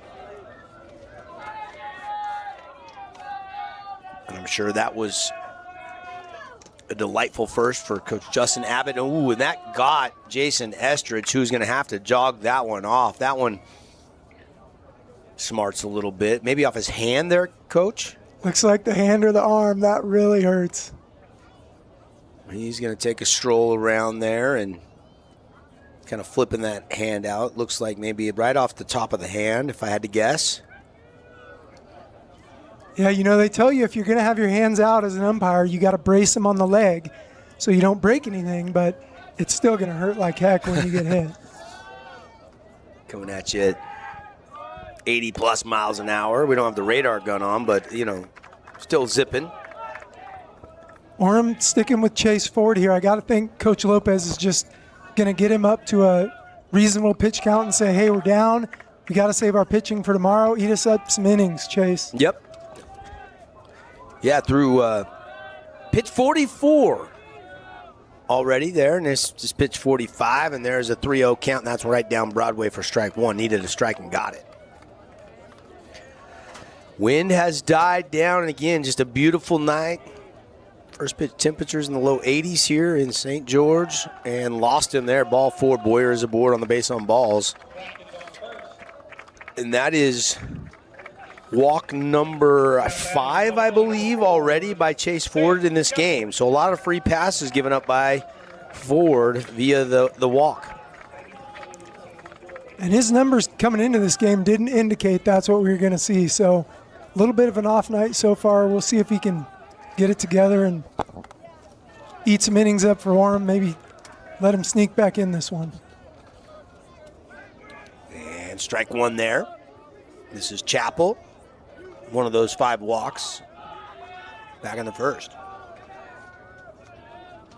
Boyer's got a little lead, and now we got a balk call. Balk called from Casey McClellan over at first base, and that'll move Boyer down to second. Must have started and stopped on the stretch there. Yeah, it looks like Casey's telling Coach Lopez he had a flinch. Veteran crew here tonight and didn't hesitate on that call. And now another runner into scoring position, already up 5 runs here. And a good hitter in Chappell at the plate. And big cut there and fouls it into the dirt. A fabulous Freddie's foul ball. Coupon books are on sale. Stock up for Mother's Day on Sunday. Don't forget Mom. You get 11 car washes. When you buy a pack of 10, you get 1 the day you buy it. So you can get 1 for yourself, and then you basically get 30% off. So you're getting 11 for the price of 7 at Fabulous Freddy's. Go check it out and save. 2 Southern Utah locations, 1 and 2 the count now as that one misses. I think Chappell and Ransom both went to the same high school in Idaho last year, Sugar Salem. And I believe they were state champs in Idaho at their classification. Chappell hitting .355 in his junior campaign here at Crimson Cliffs. And another one down low. I think 3-1 the count now. Scoreboard resetting. 2-2 the count now, excuse me.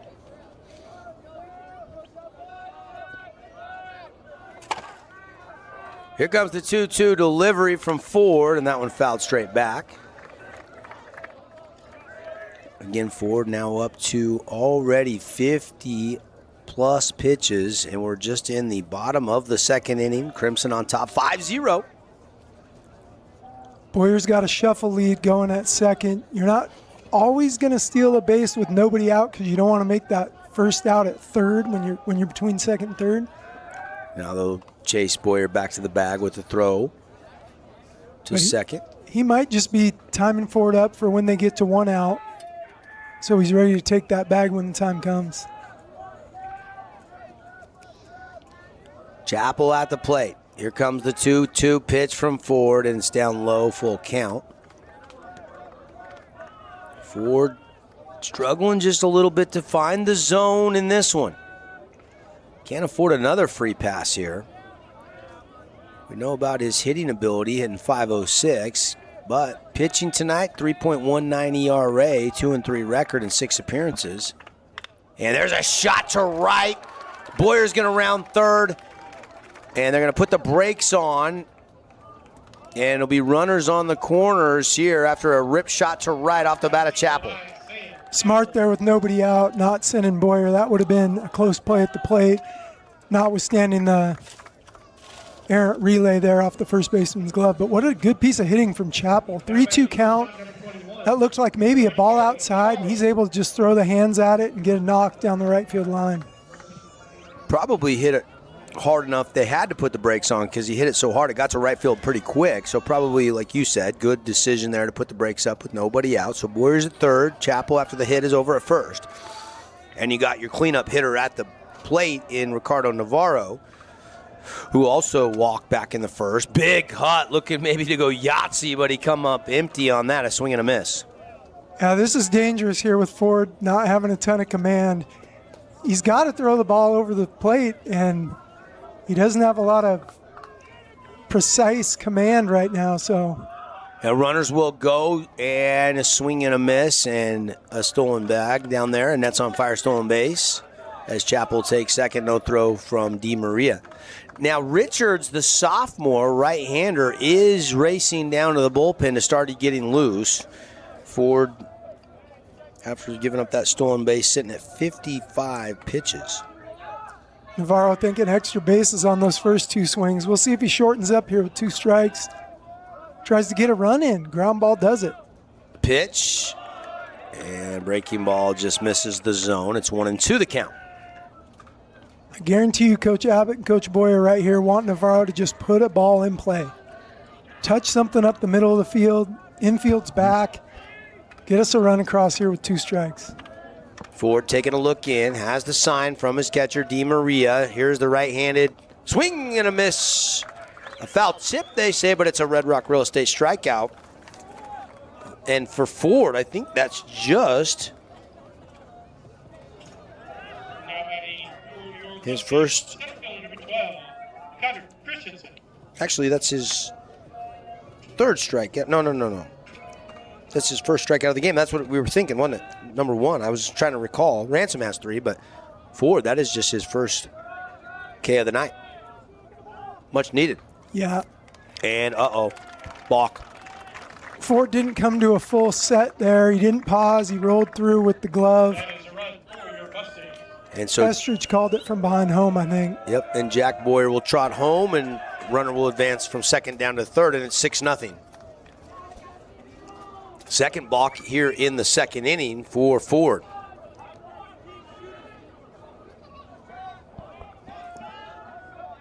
Not much going right for Chase Ford right now. And there's a good pitch on a breaking ball, and Christensen can't time it out. CC, 1 for 1 on the night, looking for hit number 2 in his second AB of the game.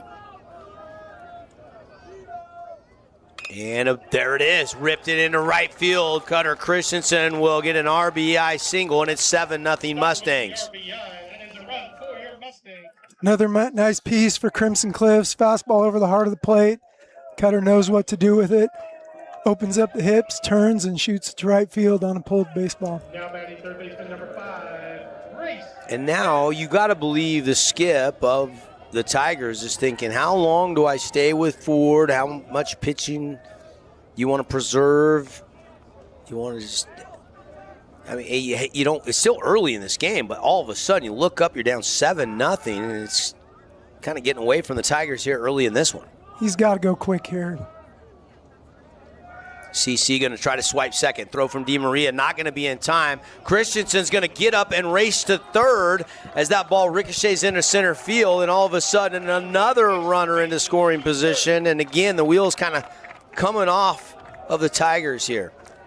Crimson continuing to apply the pressure on the bases. This has got to be the last batter for Ford, I would think. 60 pitches. Richards is getting loose. You can see a coach down there in the bullpen area with him. And Bennett swing and popped him up. That one's going to stay in play. First baseman over there, and Jones makes the catch for the out. So Bennett pops up to first base, and Austin Smith will now step in.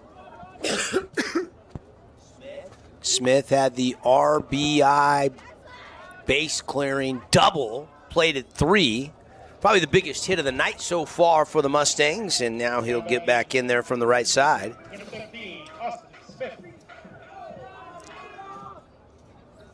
What size bat do you think Austin Smith's swinging, Coach? He's probably strong enough to swing at 34. Yeah. Catcher of the Mustangs. Went in the alleyway into right center for that double. Cleared the bases. A hit here, and he could pick up his 4th ribby of the game. Crimson on top 7-0. With Ford getting that out, Lopez is now thinking, well, maybe I can get my reliever a clean inning just like he did in the first. If he can get Ford through one more out. Breaking ball, Smith on it. This one hit well, and it's going to one hop and trickle all the way to the track. in left center field, and Smith has his second double of the game and his fourth RBI. And Austin Smith, 2 for 2 with 4 RBIs on 2 doubles. How about the night already for the catcher of the Mustangs? 1 to each gap for Austin Smith. And he's going to get some love as he will get a pinch runner and celebrate as he makes his way to the dugout to get his catcher's gear ready to go. And here is Haywood. I haven't talked much about Haywood, but he's into the lineup again tonight. Hitting .347 this year, and a big swing and a shot to third, and it's just foul. Ooh, inches foul. That could have been another extra base hit for the Mustangs. Yeah, that was close, but it looked like it was foul from this vantage point, and the home plate umpire has a great view at that. Everybody will reset. Runner out there at second. That's a pinch runner. That's Mitchell again running for Smith, just like he did in the first, running for him here in the second. 8-0 Mustangs. Only the bottom of the second. And called strike at the knees. Good spot for Ford there. Kind of needed that one, didn't he? Yeah. 66 pitches. This next pitch will be 67 for the junior right-handed pitcher of the Orem Tigers. He rocks, fires, and that one's fouled straight back off the bat of Haywood. Staying with the heater to Haywood there, 0-2.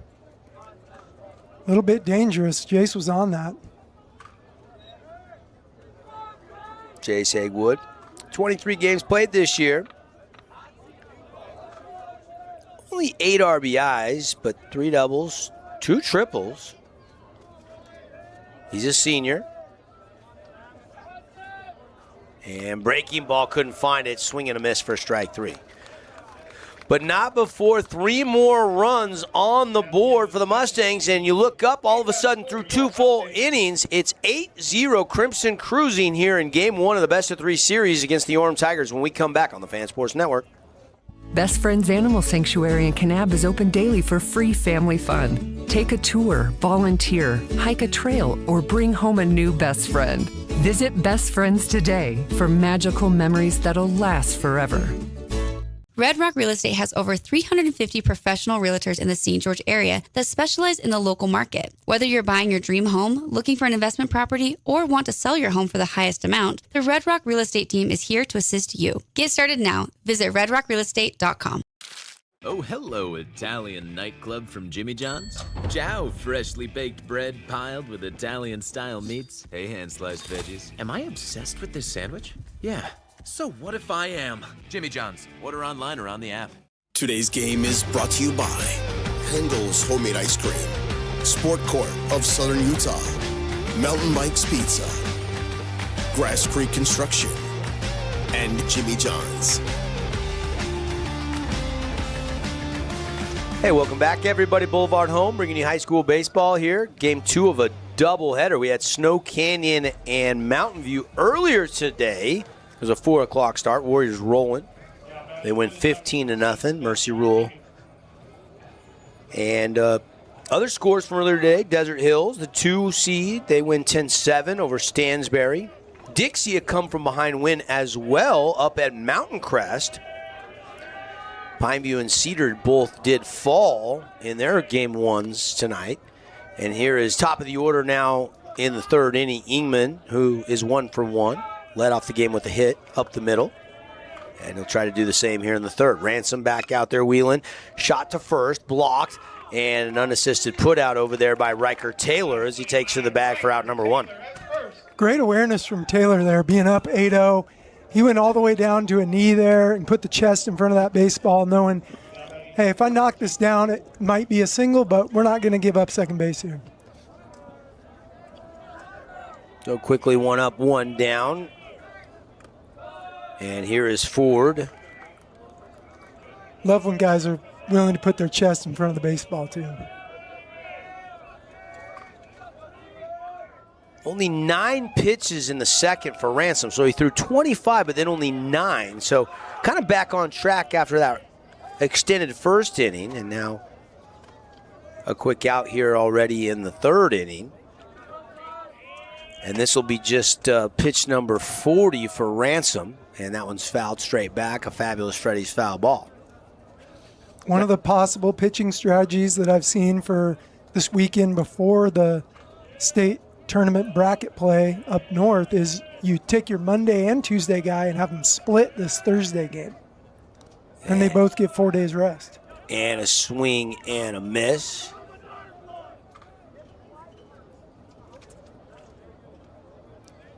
Tonight's game brought to you by Metcalf and Bonzo Mortuary. Appreciate them hopping on with us as a sponsor of postseason baseball here on the Fan Sports Network. Ransom, swing and a miss, got him. A Red Rock Real Estate strikeout for Ransom as he throws the heater and blows it past Ford. Almost the same pitch he got Ford on last time. A little bit elevated, fastball on the outside half of the plate. Again, for those right-handed hitters, Ransom's got the arm side run. That means that ball's moving away from him. And that one just missing. This is Ellison.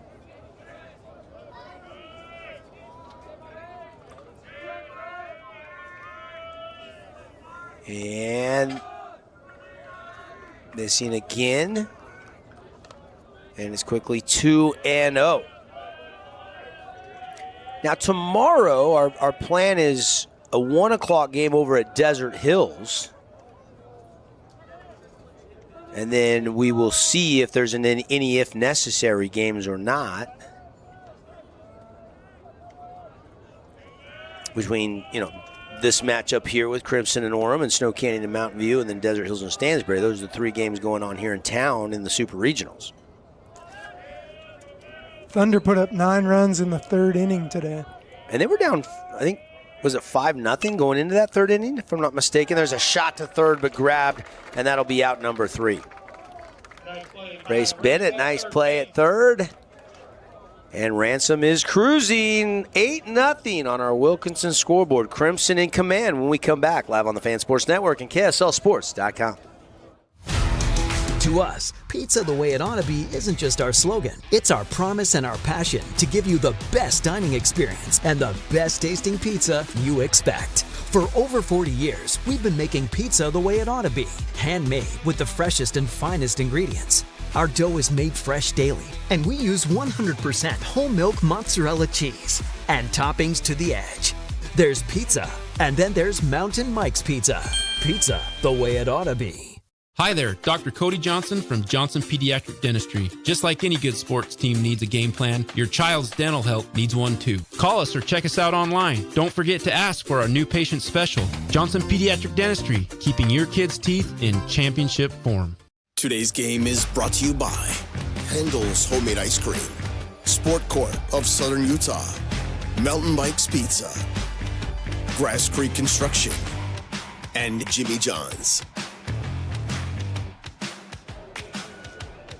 Welcome back, everybody, here to Crimson Cliffs. All Mustangs so far in this one. Devin Dixon, Kevin Cave here in the Grass Creek Construction broadcast booth. And if Orem's going to start to rally, they're going to need Ford to lock down. Already approaching 70 pitches here. He's at 68, and so he has been lifted, and they have went to the sophomore. This is Richards now into pitch, so the night is done for Mr. Ford, on the bump at least. Yeah, we'll see if Tyler Richards here can come in and throw up some zeros and give Orem a chance. Tonight's game, we're excited to welcome Aquatic Balance Pool Service, one of our great sponsors bringing you the game tonight. They've been keeping St. George pools safe, clean, and running their best since 2012 with over 22 years of experience. They'll service everything from pumps to filters to pool covers to heaters and take care of your full water chemistry. Check out Aquatic Balance Pool Service today. They're reliable, professional, and dependable. Here is Riker Taylor to lead off in the bottom of the 3rd inning with Crimson up by 8 runs.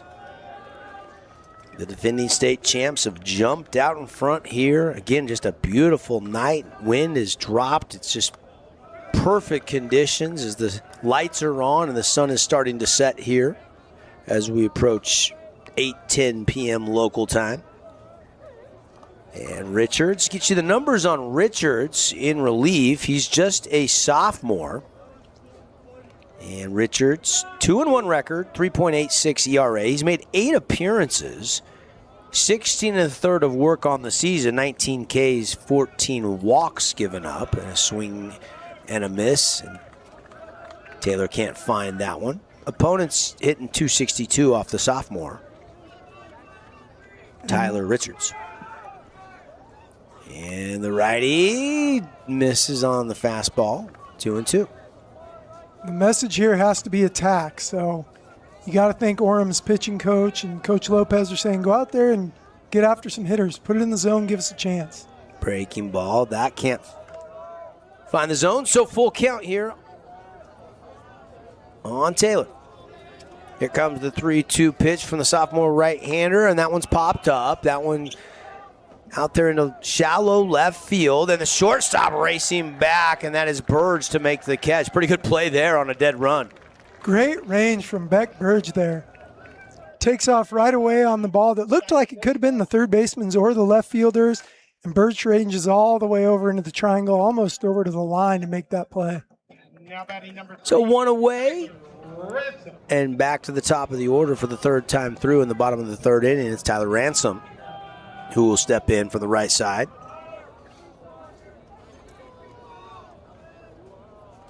Of course, working on the shutout on the mound. He's went 3 innings of 2-hit baseball, and at the plate, he is 1 for 2 tonight as well. So he's had a influential game, to say the least, with the 8-0 lead for the Mustangs.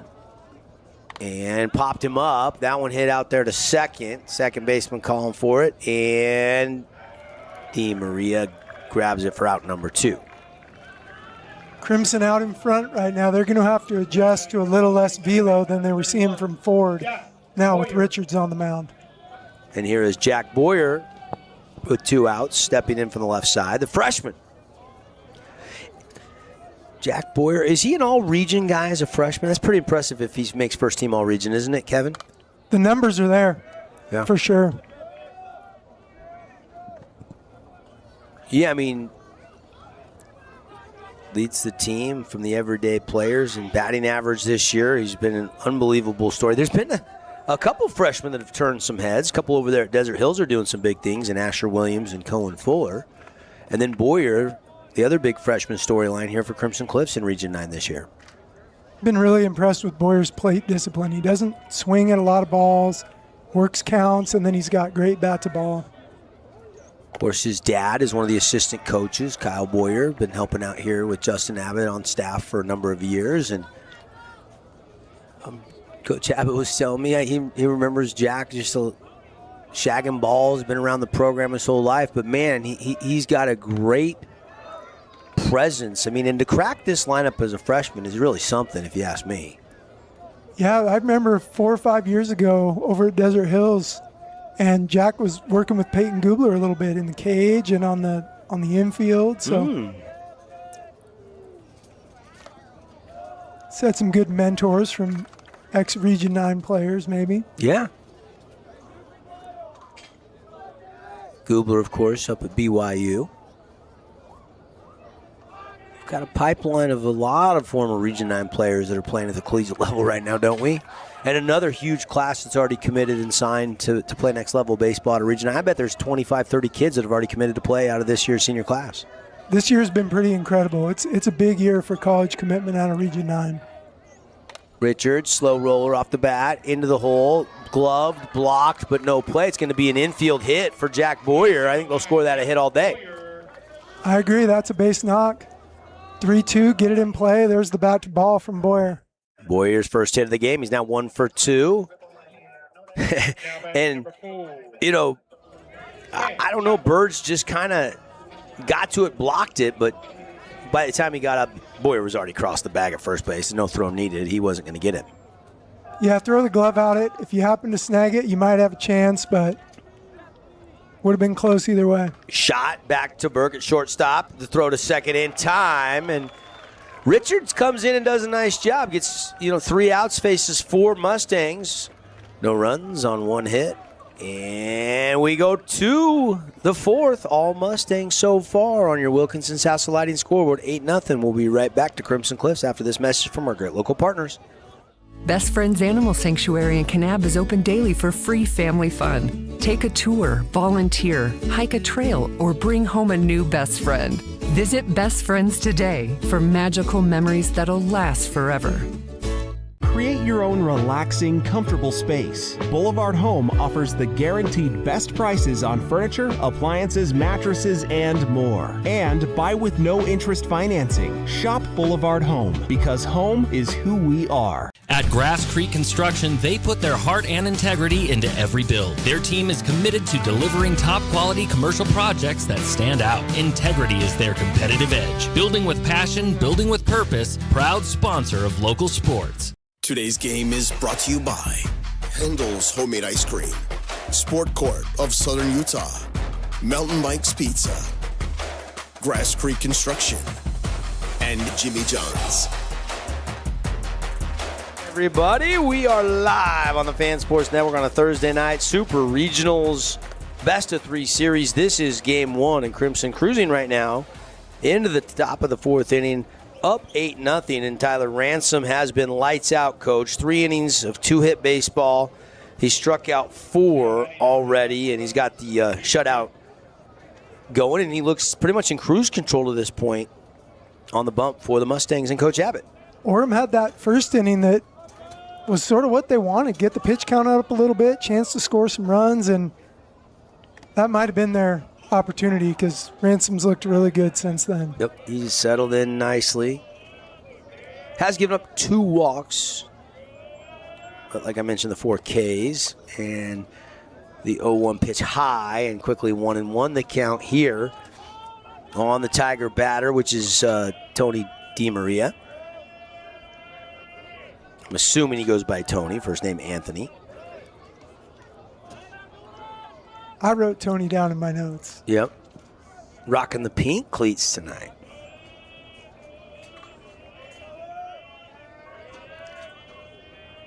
And fastball's going to stay tall. 2-2. Not to be outdone, Dusty Allen, our producer, has 1 red shoe and 1 blue shoe on tonight, though.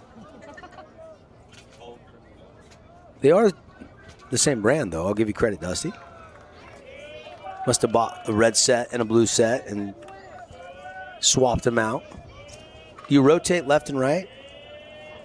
Every once in a while. Here comes the full count from Tyler Ransom, the lefty of the Mustangs. Got him! Red Rock Real Estate strikeout on the K meter. That is number 5. Straight heater down in the zone. Just ticked the bottom of the zone there. Austin Smith might have done a real good job of keeping that one framed up for Estridge to call strike 3. And that looked like it had some zip. I'm guessing that was right around that 90 miles an hour on that fastball, if I had to make a guess. He looks like he's still got plenty of velo here in the 4th. He reached back a little bit for that 3-2. Yep, I agree. That was his 54th pitch. Here comes 55, and waving at it, and a foul out of play. Another fabulous Freddy's foul ball. Do want to remind everybody in our Johnson Pediatric Dentistry postgame show, we'll hand out some awards. Coach and I will hand out the Findlay Subaru Star of the Game. And we'll also pick the play of the game, brought to you by the playmakers in the appliance business at AWP.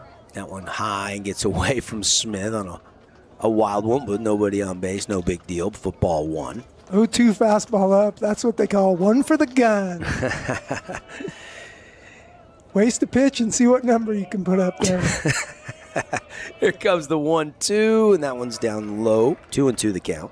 We'll also hand out one other award. I want to mention our Jersey Mike sub of the game. Haven't seen any subs for the Mustangs, but Richards did come in relief there in that 3rd inning and did a nice job. Faced 4 guys and got 3 outs to settle things down for the Tigers defensively. And got him there. Ransom just pounding the zone right now. He is fully in control. That is strikeout number 6. And you want to win a state championship? Yeah, you got to hit it, but you got to pitch it. And you got a guy like Ransom. You got a guy like Dougie Madden Smith. You got some guys on the back end. This is a good staff that Coach Abbott has again as they're trying to win another state title. I know you never count yourself winning a game before the thing's done, but you're thinking about pitch count a little bit here, going, hey, we want this guy fresh for next week, and we're up 8-zip. How far am I going to let Ransom go into this game?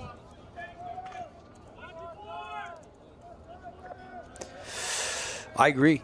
And I'm sure Justin Abbott's had that thought process. And there's a chopper out to short.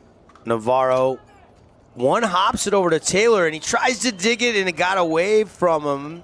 And probably E6 on the throw is how they will score that, and the runner is aboard. Coach Abbott knows how to win since the school opened in 2019. Took a couple years to get it going, but then they won in 22. They won it again in 23, and then, of course, last year at Bruce Hurst Field, beating Snow Canyon in 2025. 3 state championships, and the school's been open for 7 years. 3 out of the last 4 ain't bad. No. Of course, Snow Canyon's had a couple recently, too, as Region 9 has been dominant in the sport of baseball in the state in the 4A classification. And it's interesting because Pine View's won one, Dixie's won one, Desert Hills won one, Crimson, Snow Canyon. Yep, so it's kind of spread around. Spread a little bit. Yep. Little baseball mecca. And a big cut there, and Rich couldn't square it up. Strike 2. 0-2 the count. Just feels like Ransom knows exactly where the ball is going right now. Yeah, command is on point for the lefty. Runner will go. He'll throw to Taylor. The throw down to second from first, and that gets away into center field, out into left field rather. But Day out there running will put the brakes on and not test third base, and he'll stay at second. I think he is reading and deciding when he sees the runner go to pick to first. And that might just be a little slower than a straight pick, and so it's given Orem a chance to take the base even with the pick move to first. Now, somebody raced out of the dugout, one of the players, to fix the base. The base popped out there, so they had some kind of little tool there and straightened the bag and put it back in place. Good hustle. That happens so often at Crimson that they might have a guy assigned to that tool. What tool is that? Just a little knife or something? So there's just a metal sleeve in the ground that the base slides into, and you got to dig the dirt out of the sleeve so there's room for the base to slide in.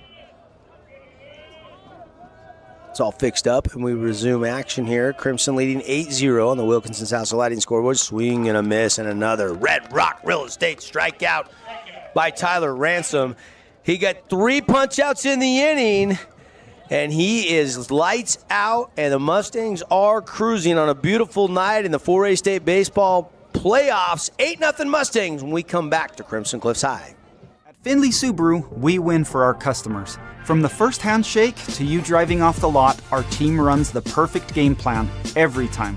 Score your next Subaru at Findlay Subaru, 1453 Sunland Drive, on the saving side of the freeway.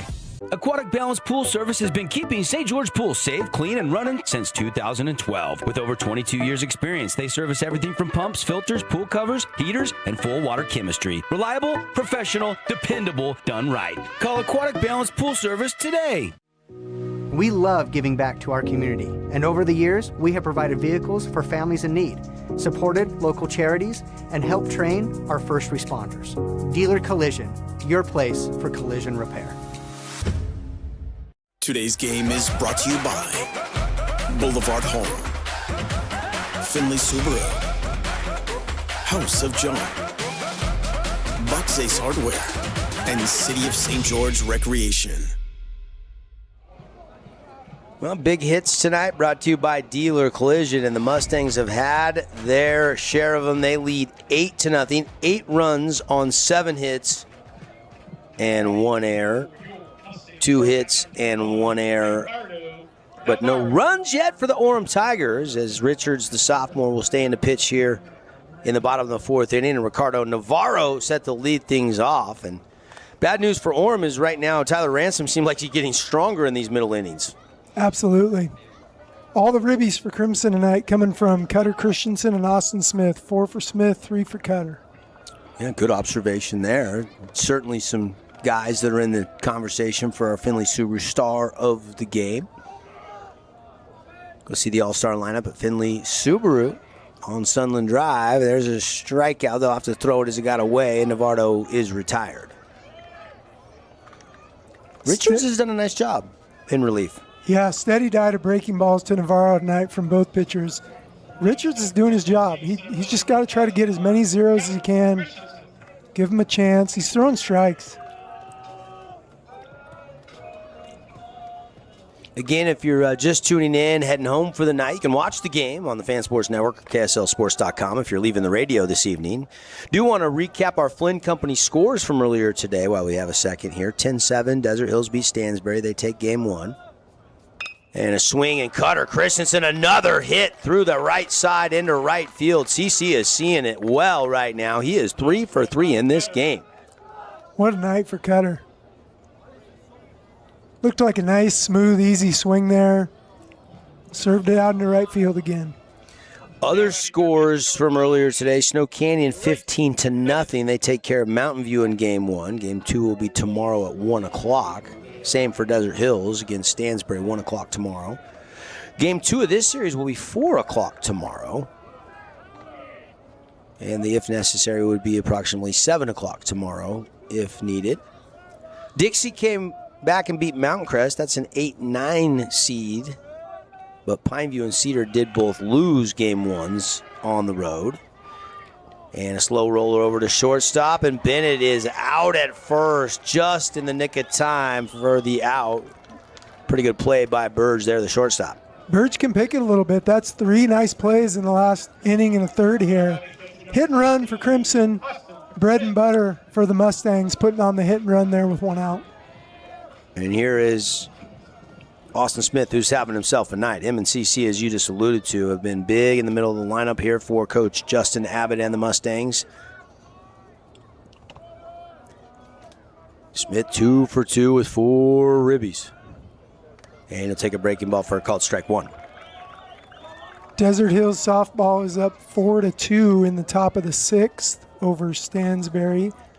Lulu West throwing 5.2 innings in that game so far. We were here earlier setting up, and we were watching the end of the Crimson softball game. They're playing the new school. I think they're in their second year, Desert Peak out of Tooele. And Desert Peak, I think that's the 6-11 seed, and Desert Peak takes game one 6-3. I think it's Deseret Peak. Deseret Peak, thank you. I'm so used to saying Desert Hills. Like Deseret News, Deseret They got the Peak. same colors as Desert Hills, too. They do. And that one, Richards throws into center field, and that's going to allow CC to take a big turnaround third. They'll put the brakes on there, and with 2 outs, another duck on the pond for the Mustangs. And Richards kind of went down to his knees knowing that was an errant throw. Even with 2 outs, just the threat of Crimson running, because they've shown they're going to put pressure on the base pass, leads to an error and an extra 90 feet. Tonight's game brought to you by Scooters Coffee. Start your day at Scooters out in Hurricane, State Street. Amazing drink, served amazingly fast. And big swing and a miss by Austin Smith for strike two. 1-2 the count here. Christensen's at third. Crimson leading 8-0. So 1 on with 2 outs. We're in the 4th. And a swing and a miss, and Richards gets him on the strikeout. So Richards has come in and pitched 2 innings and done a nice job, but still an 8-0 lead for the Mustangs when we come back live on the Fan Sports Network, your home for the 4A State Baseball Championships. Create your own relaxing, comfortable space. Boulevard Home offers the guaranteed best prices on furniture, appliances, mattresses, and more. And buy with no interest financing. Shop Boulevard Home, because home is who we are. Oh, hello, Italian nightclub from Jimmy John's. Ciao, freshly baked bread piled with Italian-style meats. Hey, hand-sliced veggies. Am I obsessed with this sandwich? Yeah. So what if I am? Jimmy John's. Order online or on the app. You could wander around a warehouse store forever and never find the one thing that could make all the difference. A helpful face? Now that's something to consider. Everything your local Bucks A stands for is written on our faces. Welcoming, neighborly, knowledgeable. When you're in need of a helpful face, visit one of our 3 Southern Utah locations. Today's game is brought to you by Honolulu Grill, Wilkinson's House of Lighting, Appliance Wholesalers Plus, Everbowl, and Best Friends Animal Sanctuary. Well, that'll do it tonight for Tyler Ransom as Justin Abbott skips going to the bullpen, and Marchant, the junior, they'll stay lefty, though. Marchant is a lefty, and he will come in relief, but mission accomplished for Tyler Ransom. The final line on Ransom tonight, in line to get the win. 1 for 3 at the plate. He's going to still hit, but on the bump, 4 innings, 2 hits, struck out 7, only walked 2. Good day for Mr. Ransom, to say the least, as he got an 8-0 lead as we go to the top of the 5th. And really looked incredible. Innings 2 and 3 and 4 after a little bit of a rocky first inning, but yeah, did throw 25 pitches in that first inning, and they had a couple ducks on the pond, but able to get out of it unscathed. And now turns it over to the bullpen. Marchant's numbers, the junior, 3.43 ERA, 1-2 record in 6 appearances. Also, 16 1/3 of work, 19 Ks to 10 walks. And opponents hitting just 206 against him. So some pretty good numbers, but there's a hit right back through the box for a leadoff single into center field. How about Burge making a couple nice defensive plays? What do you know? Comes to the plate in the next inning, and it's a knock up the middle. Tonight's game brought to you by Mountain Mike's Pizza in Hurricane, looking for local legends, and we've been recognizing them on every broadcast throughout the year on the Fan Sports Network as our Mountain Mover of the Week.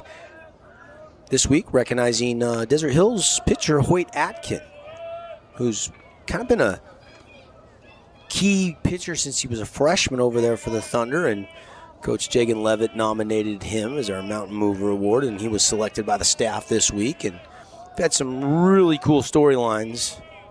Probably my favorite Mountain Mover was Gianni out there overcoming, the cancer, and obviously hurricane season ended last weekend, but, was in the dugout cheering his guys on, fighting cancer, missed his whole sophomore season, and led them in stolen bases, one of the team leading guys as far as batting average goes, and it's one of the cooler stories. We get a lot of stories like that you just love to talk about in Region 9 baseball.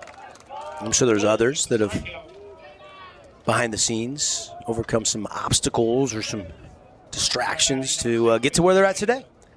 I think Gianni set the Hurricane High School single-season stolen base record this year. That's right.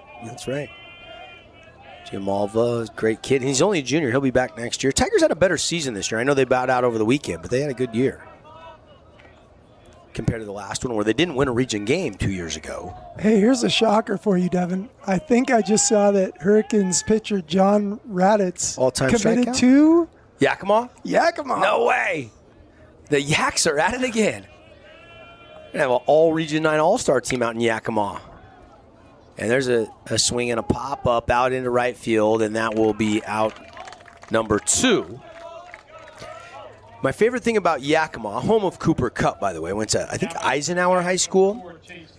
We had a pretty good rivalry, because I'm from the state of Washington, with Zilla, which is in the outskirts of Yakima. And my favorite thing about Yakima, Apple Tree Golf Course. They got kind of almost like Lake Coeur d'Alene. It's kind of a little hole, and then the bunker looks like, from the aerial view, you took a bite out of the apple, and it's shaped like an apple. It's a pretty played the state high school golf tournament back there in the late 90s, back in the heyday. Palm Springs of Washington. There you go. We should get a list of all the golf courses in the country with island greens. Shot right back up through the middle, and 2 hits now in the inning off reliever Marchant, but with 2 outs, still a chance to keep the goose egg on the board here with 1 more out. We're in the top of the 5th inning, 8-0 Mustangs. Cole's in the zone, though. That's what he needs to do as a reliever. He give up a couple of ground ball hits. No big deal here. You know what else Yakima's known for is huge cattle ranches. In Sunnyside area, there is, I think they supply half the country with Dairy Gold milk. Short, Our second baseman, grounder, grabs it, throws to first in time, and that'll do it for the inning. Couple hits, and they'll strand a couple runners, and that'll do it for the top half of the fifth. And we go to the bottom of the fifth, and if Crimson can score a couple runs, this could be over in 5. They lead 8-0 live on the Fan Sports Network. This cheesesteak is so freshly grilled, you could still hear it sizzling. I can hear it too. Me too. Actually, it's the Oh, cheesesteak? grill. Grilled right in front of you. It's a Jersey Mike's thing. Hey, it's Luke with Udine Associates at American Family Insurance. At Udine Associates, we love insurance so you don't have to. With a quick call, we can get you an instant quote with the right coverages. My team of licensed agents are ready to help you with better insurance from American Family. Give us a call at 435-251-9102. Scooter's Coffee and Hurricane is the best way to start your day or get you through your day. From breakfast sandwiches to cinnamon rolls to amazing smoothies and, of course, coffee. Anytime is a good time to sip and smile Scooter's Coffee. Open 7 days a week. Today's game is brought to you by Dealer Collision, Coral Canyon Golf Course, Udi and Associates, Fabulous Freddy's, Johnson Pediatric Dentistry, and Great Harvest Bread Company. Hey, back here, fans, enjoying it. Everybody kind of just sitting back, enjoying a beautiful spring day here. Temperatures starting to come down just a little bit. It was not too hot today, but Mustangs bats are hot as they lead 8-0. Devin Dixon, Kevin Cave here in the Grass Creek Construction broadcast booth. Dusty Allen, our producer tonight. Haley working the camera for us tonight, doing a great job as usual. She also shared her Chick-fil-A with us, which was nice of her. Shout out Chick-fil-A. Not a sponsor, but I had a couple bites. Crimson opens up their turf practice area over there for fans, and it's packed tonight. Yeah. That was the shot as we came back. You could see down that left field line towards the bullpen. At least 3 or 4 dozen people down there in the lawn chairs. I feel like we just need some barbecue, and this place would be perfect tonight. I need to smell... Yeah, some a dog or a burger or something. Jace Hagwood here to lead off, 0-1 count. And that one high from Richards in relief of Ford. And Duke got to give compliments to the way he has handled himself the last 2 innings. He's kind of steadied the ship on the bump for the Tigers.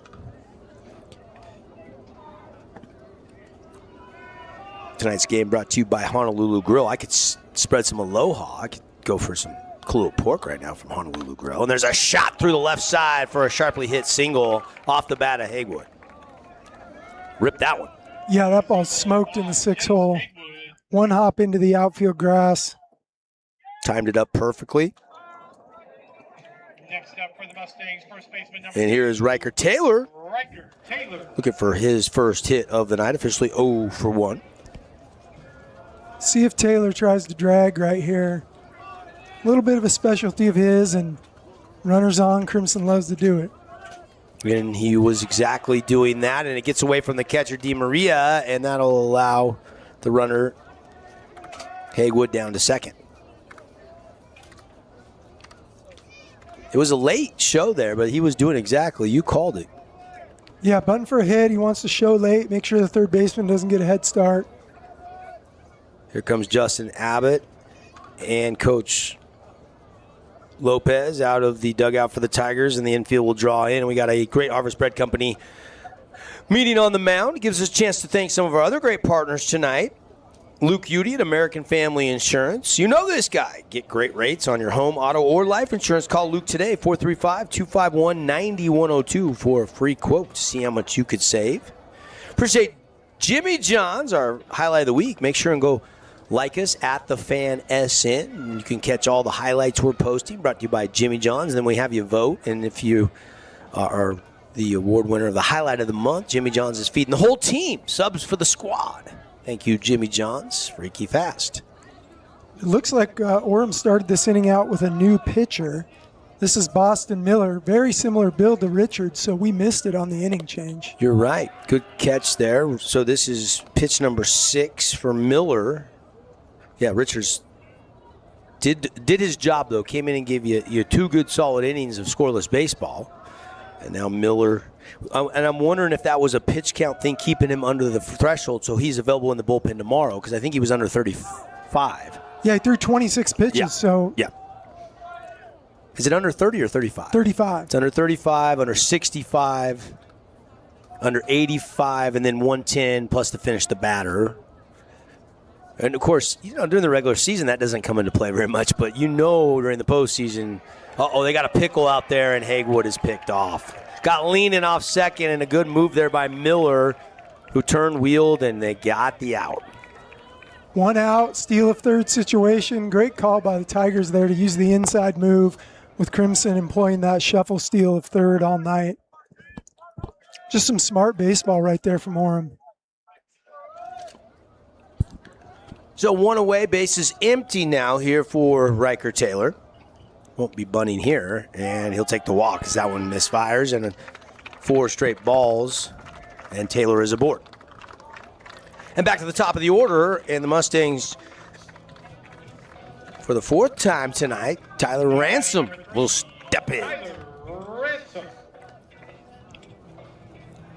Tonight's game presented by the Back Nine Golf, new location on River Road, opened last October, and you gotta go check that out. They got one of those movable putting greens where you can work on right to left or left to right. You can adjust it. Obviously, the simulators, you can play the top courses in the country, get your swing speed, get your ball speed, get your spin rates. Nothing boosts your game like an hour or two. Check out their membership options, theback9golf.com. All spelled out, theback9golf.com. Miller's going to want to stay on the outside half of the plate here to Ransom. He's a good pull hitter, and a 2-run shot ends this ball game. So we might see him nibble a little bit here on Ransom, who's a home run threat, where Boyer not as much of a home run threat on deck. Miller ready with the 1-1 delivery, and that one's hit to the left side and gets through. Into left field, Ransom doing it all. He's now 2 for 4 at the plate. And, of course, 7 Ks in line to get the win on the bump. He's having himself a nice night. Yeah, great night for Ransom.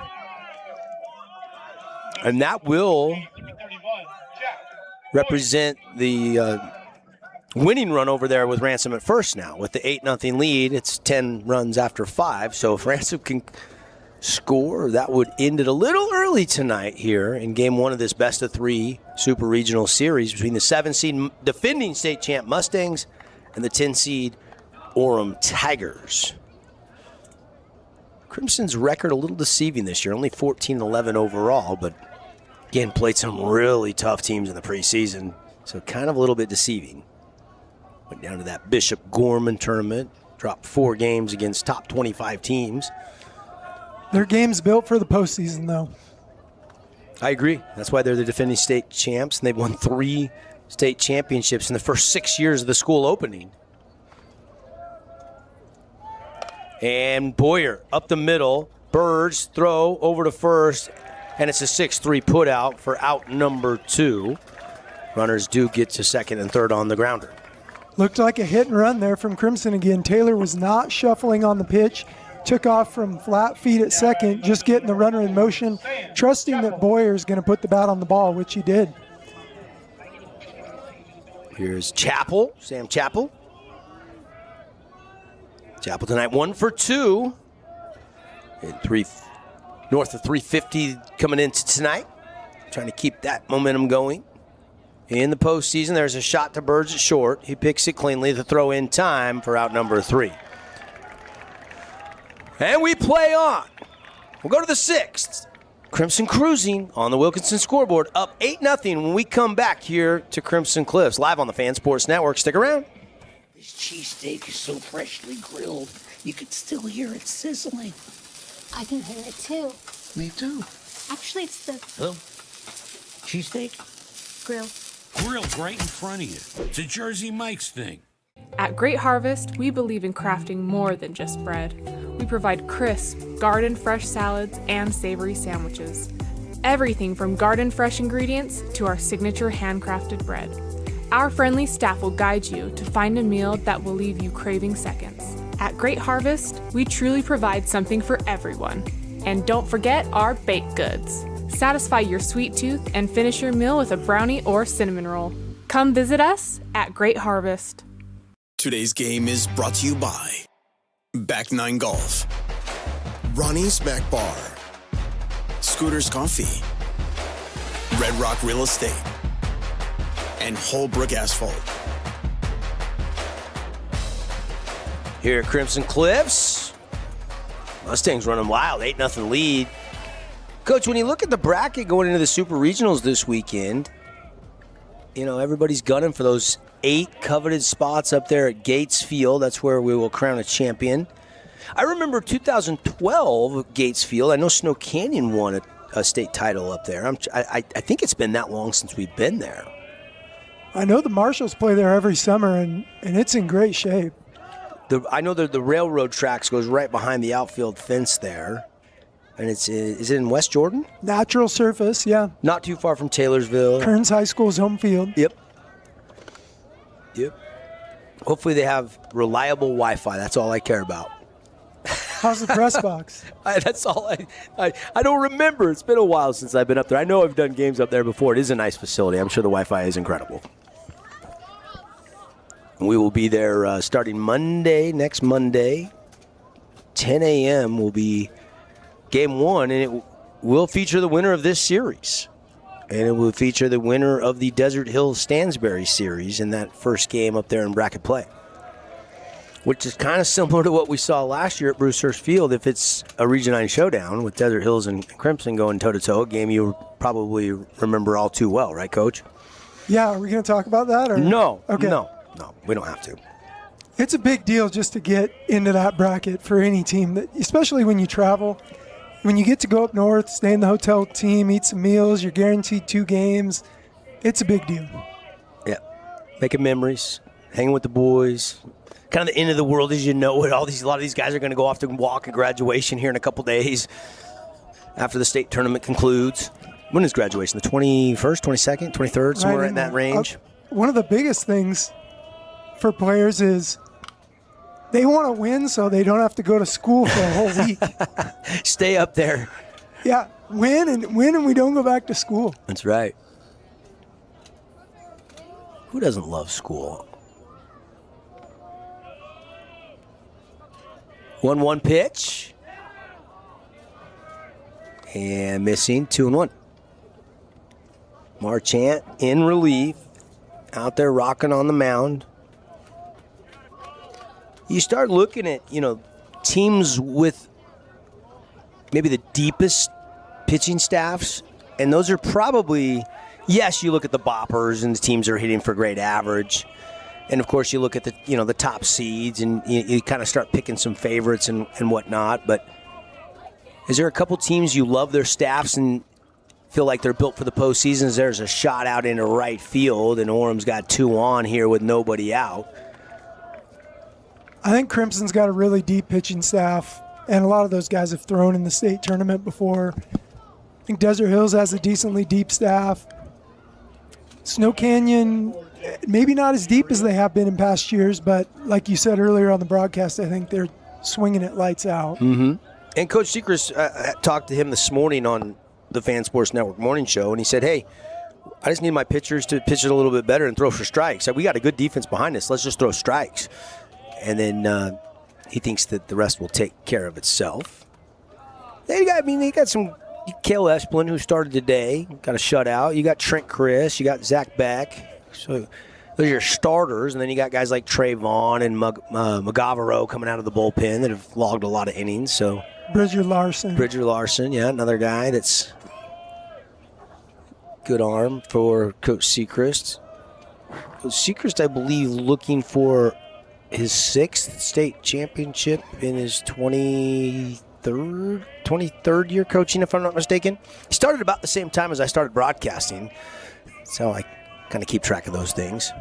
Coach and he started coaching at Snow Canyon as an assistant, but as a head coach, I think it was 03 he took over, if I'm not mistaken. Yeah, if we were out there at Snow Canyon, we'd just look at the scoreboard and get the years for the state and region championships. Meanwhile, Orem's got a little something going here with no outs in the top of the 6th. And it's kind of now or never to make a run and try to get back in this game. Breaking ball fooled him, and strikeout DeMarina could not time up that breaking ball. Good recovery from Marchant there after putting the first two on. Cole with the strikeout. Cole Marchant.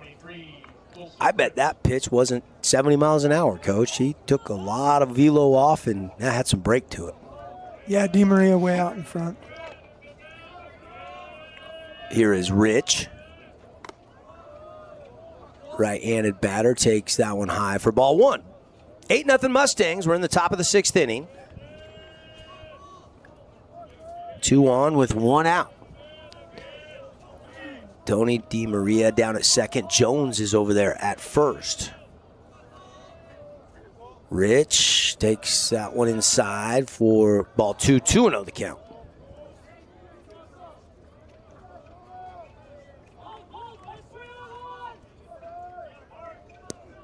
Again, we will be bringing you Desert Hills and Stansbury, that game 2. Desert Hills won 10-7 earlier today at 1 o'clock. We'll be on there about 12:45 tomorrow for that one. And then we will see if there's an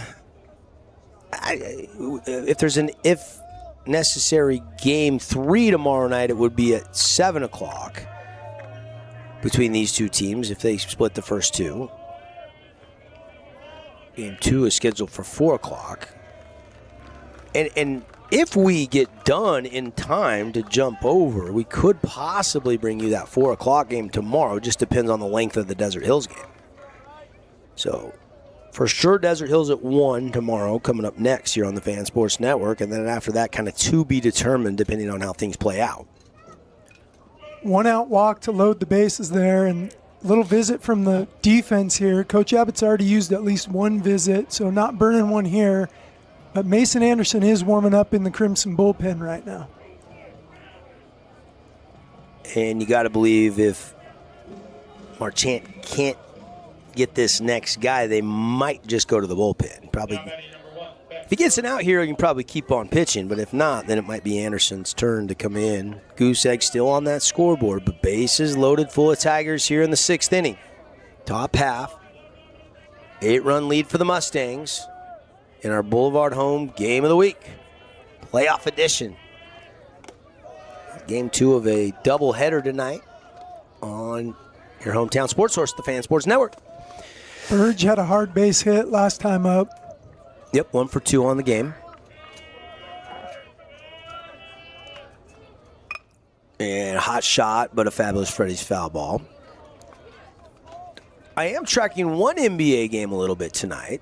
Lakers lead the Thunder at the half. First time the Thunder have trailed at the break in the entire postseason. But the Lakers only lead by 1, 58-57, so it's tight. And that one's going to get that goose egg off the scoreboard as he rips it into center field. So Bird coming up with an RBI hit, and it's 8-1. Curveball hung up a little bit there, and Burge kept it right up the middle, stayed through it. RBI base hit. He's having himself a decent night, both defensively and at the plate now. And here comes Justin Abbott, the skipper. Timeout on the field, brought to you by Luke Udy at American Family Insurance. And Coach Abbott is going to go get Cole Marchant, and Mason Anderson will come in. We'll talk about the pitching change when we come back. 8-1. Crimson still leading when we return live on the Fan Sports Network. Nets on Fire is the place to hoop in Southern Utah. Elevate your game with group or individual training with elite coaching. Hustle to netsonfire.org to learn more and see why so many rising stars hoop at Nets. Nets on Fire, building champions on and off the court. Flynn Group plays to win. From commercial to residential projects, we deliver the total building envelope. Roofing, glazing, and architectural metals. Championship quality every time. Flynn Group. We've got you covered.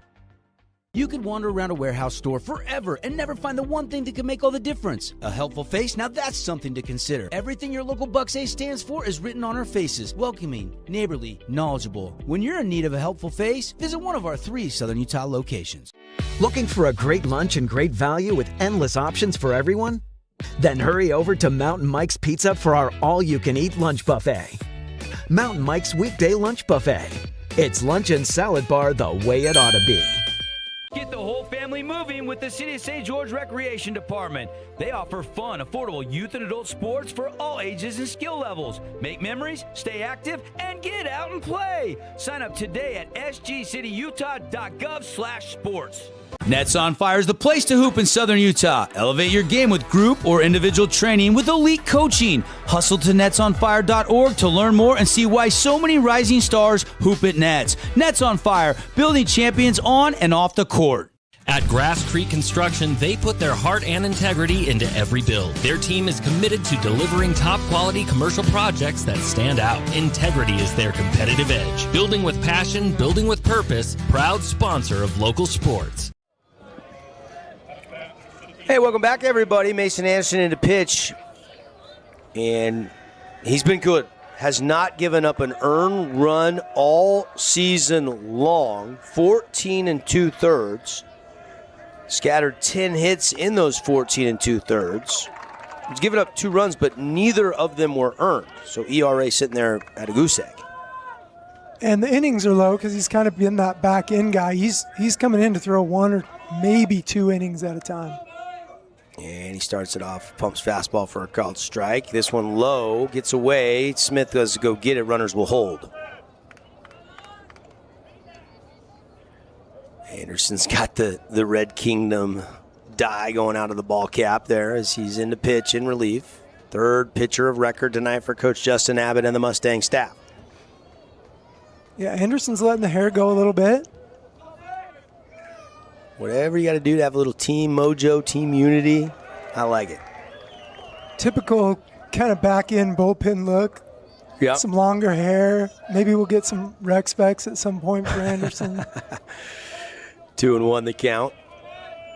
And this is Chris Jansen. Swing and a miss, strike 2. Bailey Lee just hit a home run, I'm hearing, over at Desert Hills for the Thunder. The Thunder have state championship on their mind in softball after 2 years in a row losing in the title game. And that one fought off out of play. Another fabulous Freddie's foul ball. Thunder softball team will be at noon tomorrow. The baseball team will play at 1, and we'll be over there. So we'll have a chance to maybe do some live updates during the baseball game of that softball game. And the throw behind the runner down at third. Smith threw a good one, but not quite in time to get a Jones, who was diving headfirst, back to the bag at third. Looks like that Desert Hills Stansbury softball game is over with the Thunder winning 7-2. So good start for the postseason for the top seed out of Region 9. Riley Green, Lulu West, Bailey Lee, Wybride. I mean, that's a team that would love to get a state title, as that one will bring in a run. A walk with the bases loaded. It's 8-2, and Orem not going down with a little late rally here in the 6th. They are within 6 runs, and the bases are still loaded with only 1 out. Anderson looking for ground ball contact here. Firm down in the zone, but he's got the top of the order with Ingeman. And first pitch called strike. Belt high. Over the K zone. And Anderson ahead in the count. Of course, still doesn't have an earned run. That one will be tagged on to Marchant. And that pitch down low. 1-1 the count. Benji Ingeman, the leadoff hitter tonight. 1 for 2 for the Tigers. Started this game with a single through the box, and he'll slap one down the left field line, and it's going to twist foul. That kind of got the Mustang fans' attention if that would have been a dirty bomb for an extra base hit down the line, but it does get a good 15 feet foul at the end of where it landed. Ingeman not trying to do too much. Just using the hands there. Bases are loaded. And now he's widening the stance here with 2 strikes, and he's getting right up on the plate. This is a little 2-strike approach from Benji.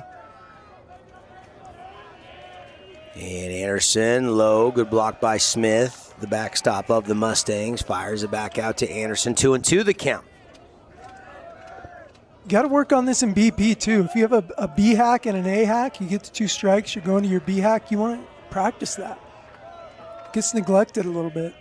And there's a shot out there to second, ranging over. The throw in time for out number 2. They do trade the out for the run. No chance to get a play at the plate.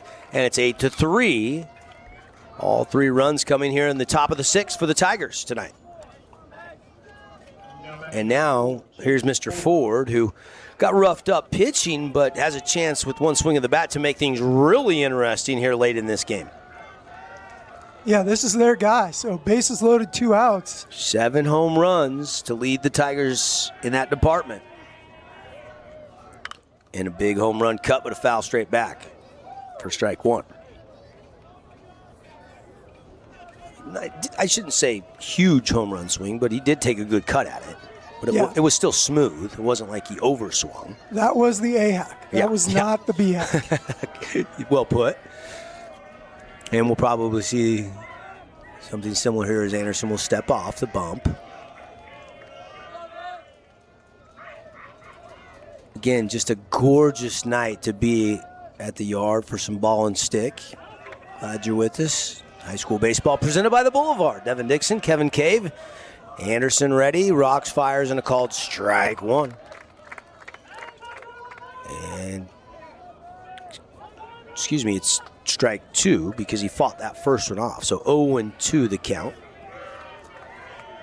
Probably the most pressure Crimson's felt tonight. Anderson got 4 to check his swing. They appealed down to first. They say he did not go.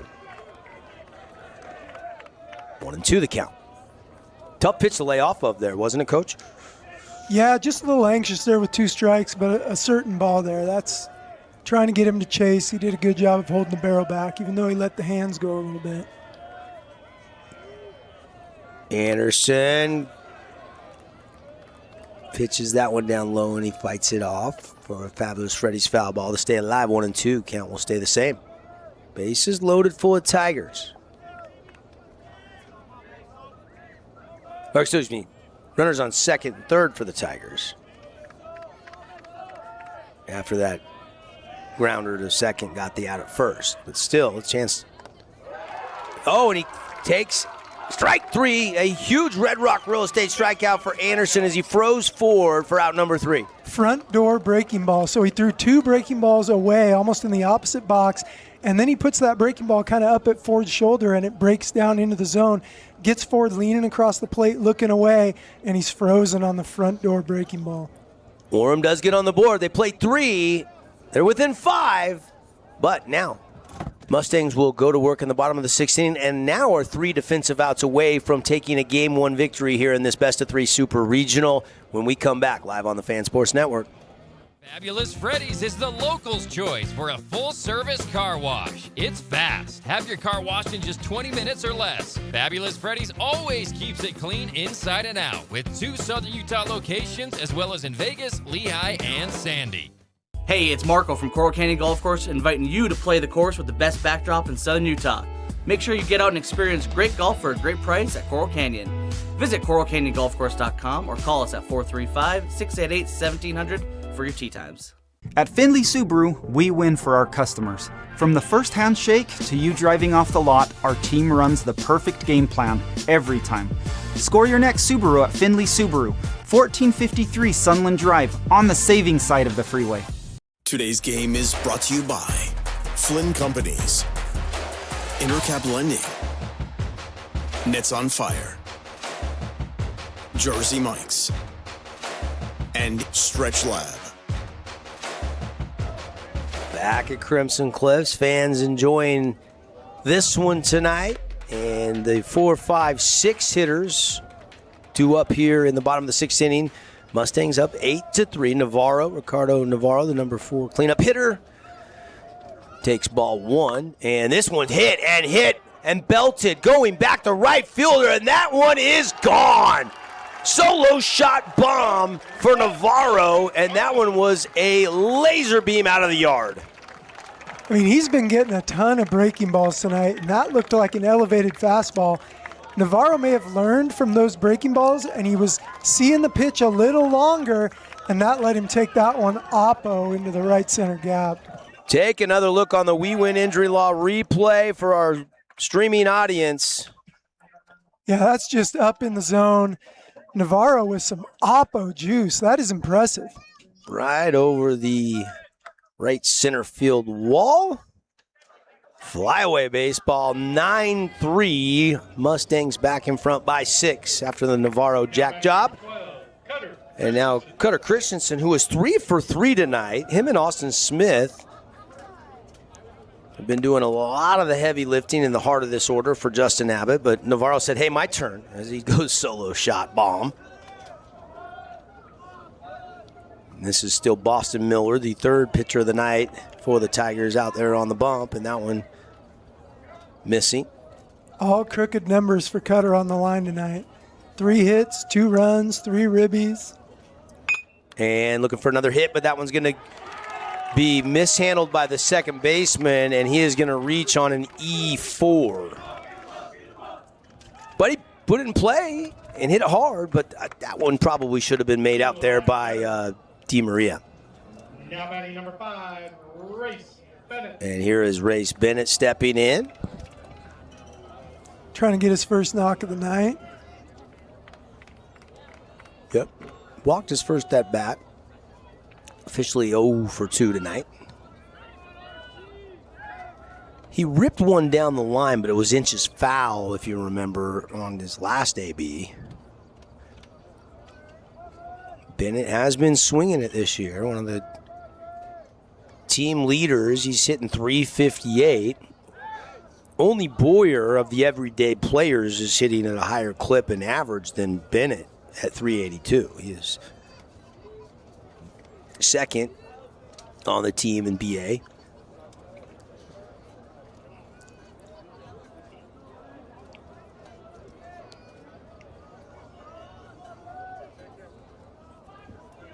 Not a drop of wind now here at Crimson Cliffs. Snap throw, but CC back in plenty of time to the bag at first. Orem knows that Cutter can run a little bit. They're concerned. The better solution to that is probably just be a little quicker to home. And here comes CC. Throw down. Going to get away from the second baseman. CC sprung up, thought about third, but puts the brakes on.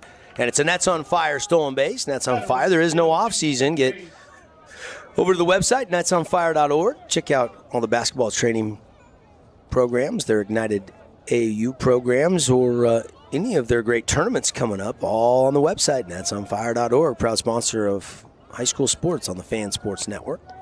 I don't know if Orem can stop that. They pick over 2 or 3 times. He's quick to home. It's a great pitch to throw on, and Crimson still gets the bag. Check swing, that one down low. And it's now 1-1 on Bennett. We're in the bottom of the 6th inning. 9-3 Mustangs have the lead. Runner in scoring position. That's Cutter at second. Bennett at the plate. Miller, the righty, trying to fit that one in the top of the K zone, and it just stays too tall. Ball 2. Catcher wanted it. Actually, isn't that 3-0? Scoreboard says 2-1, but was that ball 3? Waiting for the umpire to put his hands up, and I didn't see the signal. Game Changer says 3-0. Does Game Changer say 3-0? Okay. So I was wondering about that. So we believe this is the 3-0 pitch. Scoreboard incorrect here, and Game Changer had it wrong. It is 3-1 now. Must have been a strike on the steal. Good catch. So 3-1 count here to Bennett. Race again hitting .358 on the season. 10 RBI, 3 doubles, a triple. Does not have a home run, but love to get one right here, but he's taking that one outside, lost him, ball 4, and he is aboard. And Austin Smith, who's red hot tonight, will step in. And now Coach Lopez taking a slow walk out to the mound to check on Miller. No one in the pin here, so this is either about buying some time to get the guy in the pin going. And now as you say that, the catcher does pop out, and they do have somebody going down to get loose. Or this is about how they're going to approach Smith. Here's what he's done tonight. Here's what we haven't had success on. Here's our approach. This is what we're going to throw. Talking to his battery here, pitcher and catcher. Smith 2 for 3 with 4 runs batted in tonight. He's had a big night at the plate. Navarro just hit the solo shot home run. Cutter Christensen multi-hit game and 3 RBIs.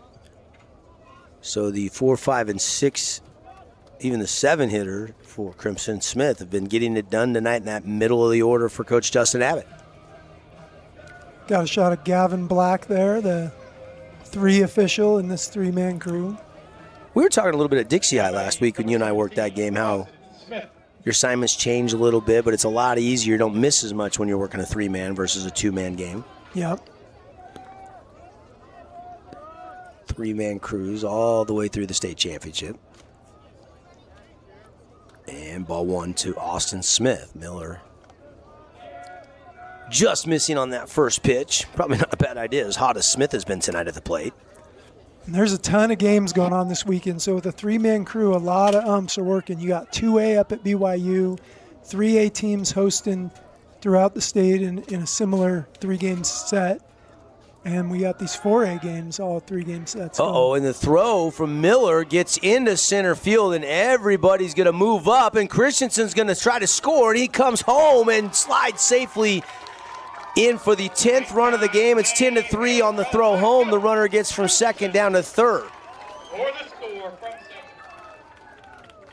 A little frustration there for the Tigers on just a throw to second that gets wide of the bag and into center field, and it's back to a 7-run lead for Crimson Cliffs.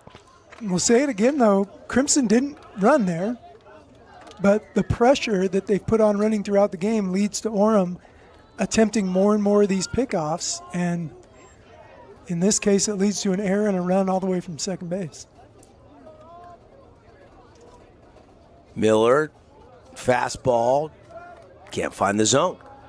2-0 the count here on Smith. Smith got the party started tonight with a bases clearing RBI double, then doubled his next at bat, picked up another RBI, both to the right center field and then the left center field. So he's going both ways on his 2 hits on the spray chart. And there's a ripped shot, his 3rd hit of the night and his 5th RBI, as that was a laser beam. First baseman could not glove it. He's seeing watermelons. Smoked. Woo-hoo. And with a runner on third there, you got the first baseman playing in and had no shot at that ball. That's 90-plus off the bat for sure.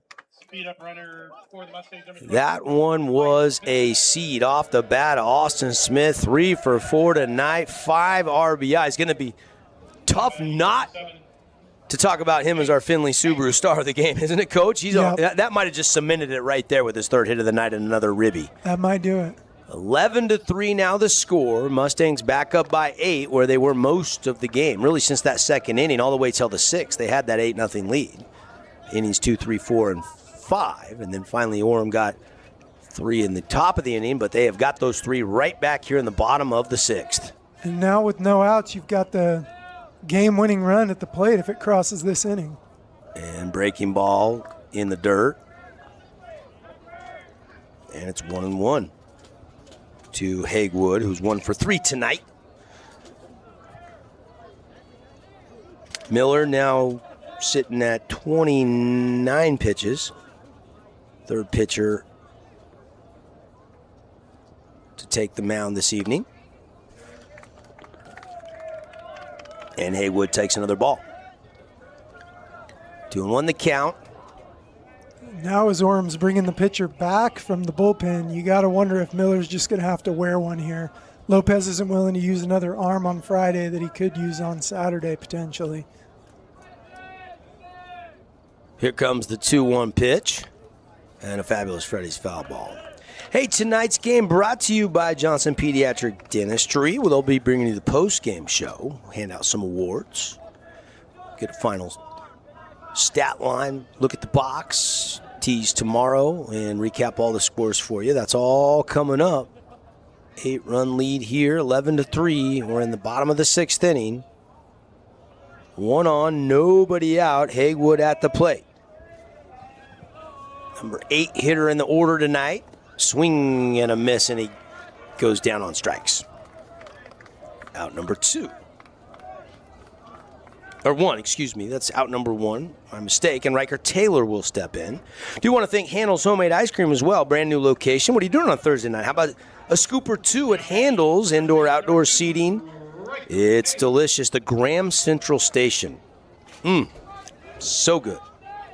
Over there at Handel's, that new location in the River Crossing over there. Not far from the crib. I have to admit, I've been to Handel's a time or 10. Love that place.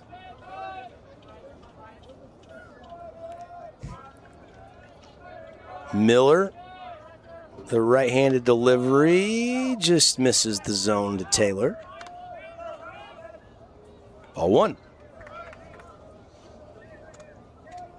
If we can get Coach Abbott post-game, we will have our Coral Canyon Golf Course coaches' comments. Appreciate Coral Canyon Golf Course. Get your tee times, coralcanyongolf.com. Great local partner with us here on the Fan Sports Network.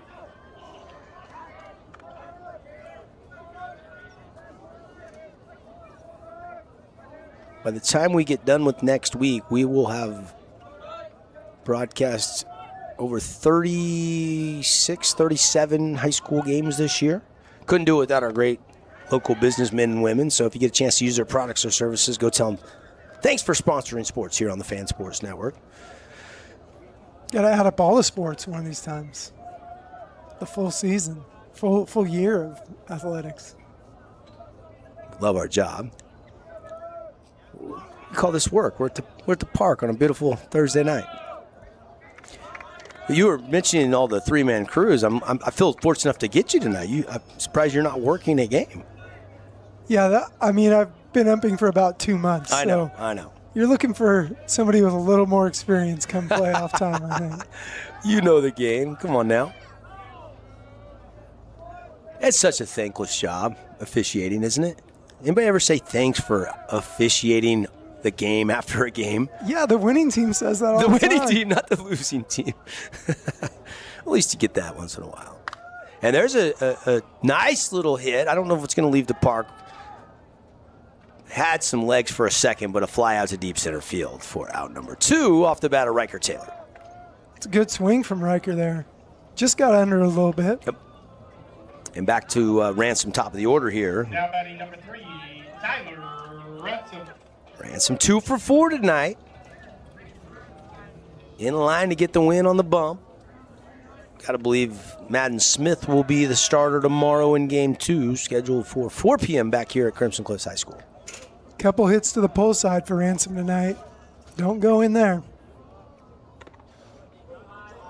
We'll see what Miller decides to do. Breaking ball will stay away. Ball 1.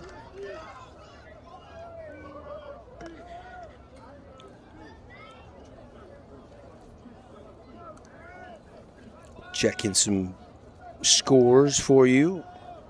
Still a tight one midway through the third. 1-point lead for the Lakers, like it was at halftime in that Game 2 out in OKC tonight.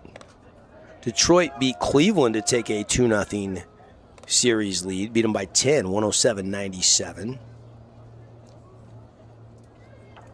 Of course, Knights played last night. I went down to the game, and Knights did not play well, losing to the Ducks 3-1. That series going back to Anaheim tomorrow night, tied 1 game apiece in the NHL. Of course, the high school games earlier today, Snow Canyon won 15-0.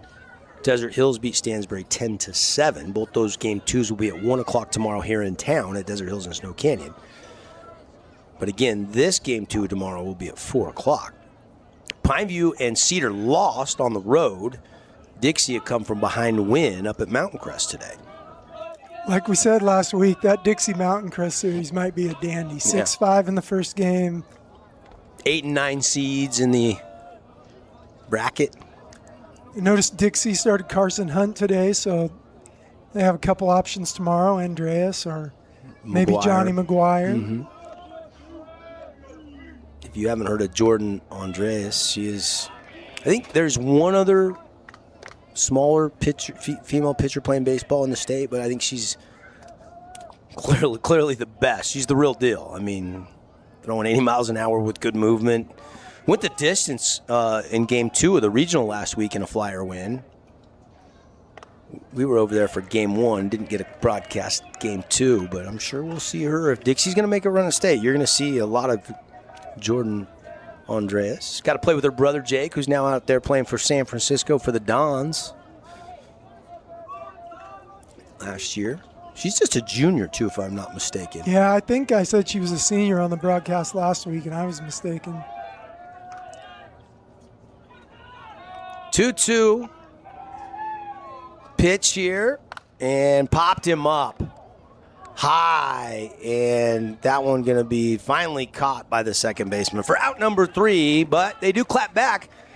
3 runs on 4 hits, and back to an 8-run lead. Mustangs 3 defensive outs away from a Game 1 victory in this Super Regional. They lead 11-3 on the Wilkinson scoreboard. Handel's Homemade Ice Cream is now open on River Road by Sprouts. Come enjoy 48 flavors made fresh daily. Cones, sundaes, shakes, and quarts to go. Handel's Happiness Served Daily on River Road. At Findlay Subaru, we win for our customers. From the first handshake to you driving off the lot, our team runs the perfect game plan every time. Score your next Subaru at Findlay Subaru, 1453 Sunland Drive, on the saving side of the freeway. Need an appliance or two? AWP's got you. Check out the remodeled expansive showroom, highlighting the Cafe series with colors like matte black, matte white, and modern glass. Make your kitchen stand out. Come see the local boys at AWP across the freeway from the Bloomington Walmart. Today's game is brought to you by Handel's Homemade Ice Cream, Sport Court of Southern Utah, Mountain Bikes Pizza, Grass Creek Construction, and Jimmy John's. Baseball? Yeah. We're back. Kevin and I hanging out at the yard here. Crimson leading 11-3. We go to the 7th. High school baseball presented by the Boulevard, making your house more like home for over 50 years. Looks like Crimson's got Jamison Thornock coming in to close this thing out. I was just pulling Jamison's numbers up here as he will be the guy to try to close things out here. Not a save situation, but certainly want to get, him some work. See how he's looking and feeling going into some crucial games coming up as the Mustangs are trying to go back-to-back and win their 4th title in 7 years since opening their doors. And they got an 8-run lead here. Numbers on Thornock, the junior, a little bit inflated ERA at 5.25. 5 1/3 is all he's worked, though. 12 Ks, 6 walks. And opponents sitting just $1.58 off of him. So low batting average against Thornock, who has some velo and some horsepower. Yeah, strong arm. He caught a bunch of games the first half of the season for Crimson Cliffs. It's tough to catch and pitch at the same time. So moving toward playoffs with Austin Smith behind the dish, this is where Thornock might see some time. See how he looks here. Going to work against Ellison. And a grounder out to second. Got him there, and Boyer, an uncharacteristic error for Boyer out there at second as he cannot make the play. I'll tell you, a couple innings ago, Boyer made it a subtle but really nice play where he was going to get an in-between hop as he was trying to charge the ground ball, and he noticed it was going to be in between and took a couple retreat steps right before the ball got to him and was able to make the play over at first for the 3rd out a couple innings ago. He's a good infielder. Good feet. That one ate him up a little bit there. And ball 1 from Thornock. Thornock got the sleeve on just the right arm there. Keep that pitching arm warmed up on a nice May day here at the Cliffs. And the Mustangs have been running tonight. They have put the Absolutely. wheels in the motion, hitting runs. They've swiped bags. They have put the pressure on Orem. You've mentioned it multiple times throughout tonight's broadcast that they have been the aggressor. Cutter Christensen has 5 stolen bases tonight. Unreal. Yeah, he's had a huge night at the plate. Bennett 2, Chappell 2, Hagwood and Ransom with 1. Chopper to third, throw to second, double play, relay in time, 5 to 4 to 3. Double play by the Mustangs. And they're 1 out away from a victory here in game 1. Take 11 another look. stolen bases in one night.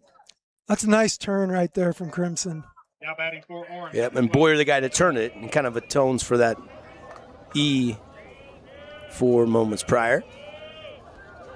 And base is empty here for Jones. Tigers down to their last out. Bender called strike 1. Coming up, the Johnson Pediatric Dentistry post-game show. Coach and I will hand out some awards, put a bow on this, get Coach's thoughts on some of the other games and some of the action coming up tomorrow as the 4A state playoff super regionals will continue. 16 teams started the day thinking about a state championship, and after tomorrow, we'll be down to 8 going to bracket play up in Kearns High School, Gates Field. And fastball down in the dirt. I was a little energized all day today knowing that all these series were going on. I was fired up. You got to miss it a little bit, right? Being in the dugout? 100%. For those that don't know, Coach. That's probably why I was so 5 fired years? up. 5 years that coach at D Hills? 5 years, yeah. And now putting the headset on with us. A couple weeks ago, I saw a coach and said, why don't... He's like, hey, if you ever need a guy to do a game, I'm like, are you serious? Yeah, let's put you to work. This guy knows baseball. Here's the 1-2, and got him. And that'll do it. The throw down to first in time. And a Red Rock Real Estate strikeout, and Crimson takes game 1 of the best of 3 series by a final score of 11-3. Pretty cruise control win tonight for Coach Abbott and the Mustangs. Yeah, the big first inning kind of led to a lopsided game. They had 8 in the first 2 innings off of Ford and just had to chip a little bit from there, and pitching held off for them long enough for the win for Crimson tonight.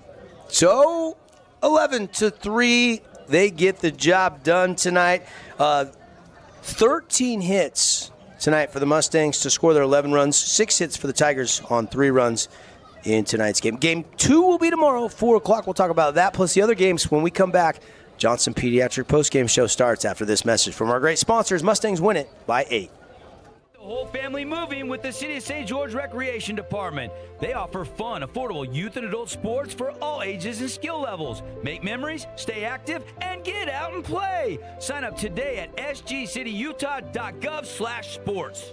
Create your own relaxing, comfortable space. Boulevard Home offers the guaranteed best prices on furniture, appliances, mattresses, and more. And buy with no interest financing. Shop Boulevard Home, because home is who we are. From bold statements to subtle compliments, Wilkinson's House of Lighting will help you more fully enjoy all the different spaces in your home. Find us online at shopwilkinsons.com or come in and see what's new. 88 East, 1160 South, just off Main.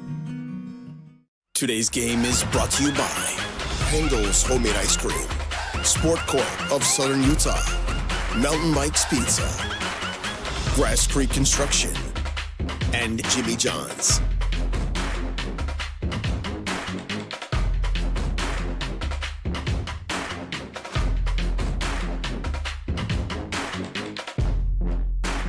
Today's game is brought to you by Handel's Homemade Ice Cream, Sport Court of Southern Utah, Mountain Mike's Pizza, Grass Creek Construction, and Jimmy John's.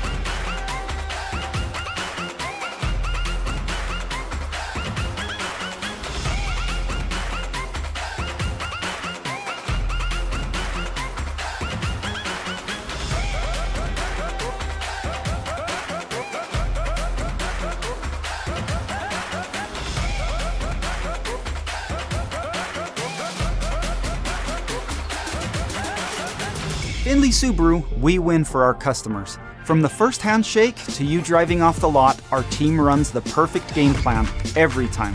Score your next Subaru at Findlay Subaru, 1453 Sunland Drive, on the saving side of the freeway. Hey, welcome back, everybody, here at Crimson Cliffs. Apologize, lost our audio there for a second as we fire up the Johnson Pediatric Dentistry post-game show. And said it earlier, say it again, felt like kind of a cruise control victory tonight for the Mustangs. Yeah, nice game from Ransom on the start with a short pitch count. We'll have him ready for next week if Crimson advances. It doesn't get any easier for Orem. You got to wonder if Crimson starts Madden Dougie Smith tomorrow. Got to believe it. And if they do, they go on a shorter pitch count to make sure he's ready for next week. When you're up one game, you might start thinking a little bit more about next week and thinking, we got a good shot to advance tomorrow. Let's make sure we're in a situation where we're going to be ready for bracket play at Kearns. I walked past Dougie before the game. I said, you go? And he said, I'm going tomorrow. So I would expect he wants the ball. Now, how many pitches he throws, that's a good point with game one in the bag. And 9 days off, you want him to get work. I think you want him to throw tomorrow. Just a matter of how far you extend him with only 2 days rest. Yep. Before we start bracket play up north. But you mentioned Ransom. He was tremendous. 7 strikeouts, only gave up 2 walks. Also 2 hits, goes 2 for 4 at the plate. He had his hand all over this win for the Mustangs as they again win 11-3 tonight here inside our Johnson Pediatric Dentistry post-game show. Pretty sure we're on the same page with our Findlay Subaru star of the game tonight, right, Coach? It's close call. Cutter and Austin, right? Yeah, those two. Cutter's 5 stolen bases and the effect that Crimson's running game had on the outcome here.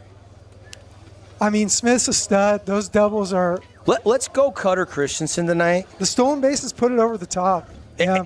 And it's not like he didn't go, 4 for 4 with 3 RBIs at the plate. Yeah, that's a friendly 4 for 4. That's a home scorebook 4 for 4. Yeah, I think he's 3 for 4 tonight. Yeah, I think they missed that one error, but still a beautiful night for CC, and obviously a guy that had a lot of experience coming back, a senior, a leader, a grinder, if you will. And let's go with your Findlay Subaru star of the game. And that means I think I want to go Appliance Soul Sailors plus Playmaker play of the game. I think it's that first double by Austin Smith that got the ball going tonight. Broke it open, absolutely. Yep. That's it. Share the love. It was bases loaded. Smith goes opposite field from the right side into the right center field, gets all the way into the alleyway, base clearing, 3 RBI double for the catcher of the Mustangs. And what a night. 5 RBIs tonight for Smith. Yeah, a couple big performances there for those two guys on the Mustangs. Sub of the game, you look at Richards in the middle there, coming in relief of Ford, a couple scoreless innings before Miller came in, or you can look at Anderson or Thornock coming in on the back end. Who impressed you the most? You had the runner for Smith tonight. He was busy, the pinch runner. Mitchell? Mitchell. You can make a case for him tonight. He was on the bases a lot, running for Austin Smith, who was on base all night long. Yeah, I think we go to Richards here. Give some love to the visiting team and the fact that he was able to come in after Crimson puts up 8 and record a couple zeros for Orem and just, give him that inkling, give him the opportunity. Yeah, then he got through I think it was the 4th and the 5th, scoreless, and then they did get 3, and all of a sudden you're looking up, it's 8-3, and they had the bases loaded with, I think, just 1 out, and maybe a big hit away from really making this game a lot more interesting there in the 6th inning, and obviously Crimson was able to clap back and wins it by 8. And Richards may cruise and continue if Lopez doesn't look at the score and go, hey, I'm going to save this guy for tomorrow. He's effective. And they did keep it under 30, so that's why they pulled him. So he will be available to come back on no days rest tomorrow if needed. So something to keep an eye on when you get in these best-of-3 situations where it's win and move on or lose and go home. Game 2 of this series will be tomorrow at 4 o'clock. We will be bringing you Desert Hills and Stansbury at 1 o'clock. Now, if that game ends early, and we can, and get our crew and our camera and get over here in time, there's a chance we could bring it to you. If there's an if necessary 7 o'clock game between these two teams, if Warren wins in the afternoon, we will for sure come and do that 7 o'clock game, but it just depends on the outcome tomorrow and how long that first game goes. So plan on us, 12:45 pregame. We had Snow Canyon earlier today, and then we had this Crimson, and then we're going to jump over to Desert Hills. We had 3 teams playing at home today, and we're kind of jumping around, giving you a look at all of the Region 9 teams that were the 1, the 2, and the 7 seed going into this 4A state super regional. I'll put a final bow on this one. Don't think we're going to get Coach Justin Abbott up here for some coaches' comments, but I do appreciate Coral Canyon Golf Course. We will next week have Tara Atkin on the field level with players and coaches all week once we get up to bracket play. So we'll get a lot of those for you next week. But final thoughts on this one is Crimson wins by 8. Just an awesome day of baseball all around, watching it in person or on Game Changer. Fun time of year and cool to see all these Region 9 teams playing. Ransom after the first inning, second, third, and fourth innings that he's pitched, if he's like that going forward, look out. He looked incredible. You know about Doug E. Smith and what he did last year, 2 huge wins up during bracket play, and now you add in Ransom. That's a nice 1-2 punch on the front end for Coach Justin Abbott as the Mustangs win it, and they're off and running trying to repeat as state champs. And, you size up the bracket. Coach, you want to believe there's 8 teams that can win it, because if you get to bracket play, anybody can win it. But realistically, it looks like maybe 5 or 6 teams that have a real shot to win it if they get hot next week. I mean, don't count anybody out, because last year, Spanish Fork in the 5A classification was below 500 and a 20-plus seed going into the state tournament, and they won the whole thing. Now, I know they're loaded. They're talented. Yeah. But that's a run from sub-500 and 20-plus seed to a state title. Yeah, if you get to the final 8, you can win. Yep. Got to get it done, though. Got to hit it, got to pitch it, got to field it. And Region 9 should have a big something to say next week. We've still got 6 teams alive going into Game 2s tomorrow from down south. So we'll see how it plays out. And again, we will be at Desert Hills, pregame 12:45. 10-7, Desert Hills wins today. They take Game 1. 15-0, Snow Canyon wins today. Here, Crimson wins 11-8. Dixie, a comeback 6-5 win up at Mountain Crest. Pineview and Cedar both dropped Game 1s. They'll have to win 2 tomorrow if they want to get up to bracket play at Gates Field next week. For Kevin Cave, Dusty Allen, Haley on camera, our entire crew, we're going to get out of here. This has been the Johnson Pediatric Dentistry postgame show. Again, Crimson wins it 11-3 live on the Fan Sports Network. Have a great night, everybody. More on these baseball series tomorrow on the Fan Sports Network, 7 to 9 on the Morning Drive.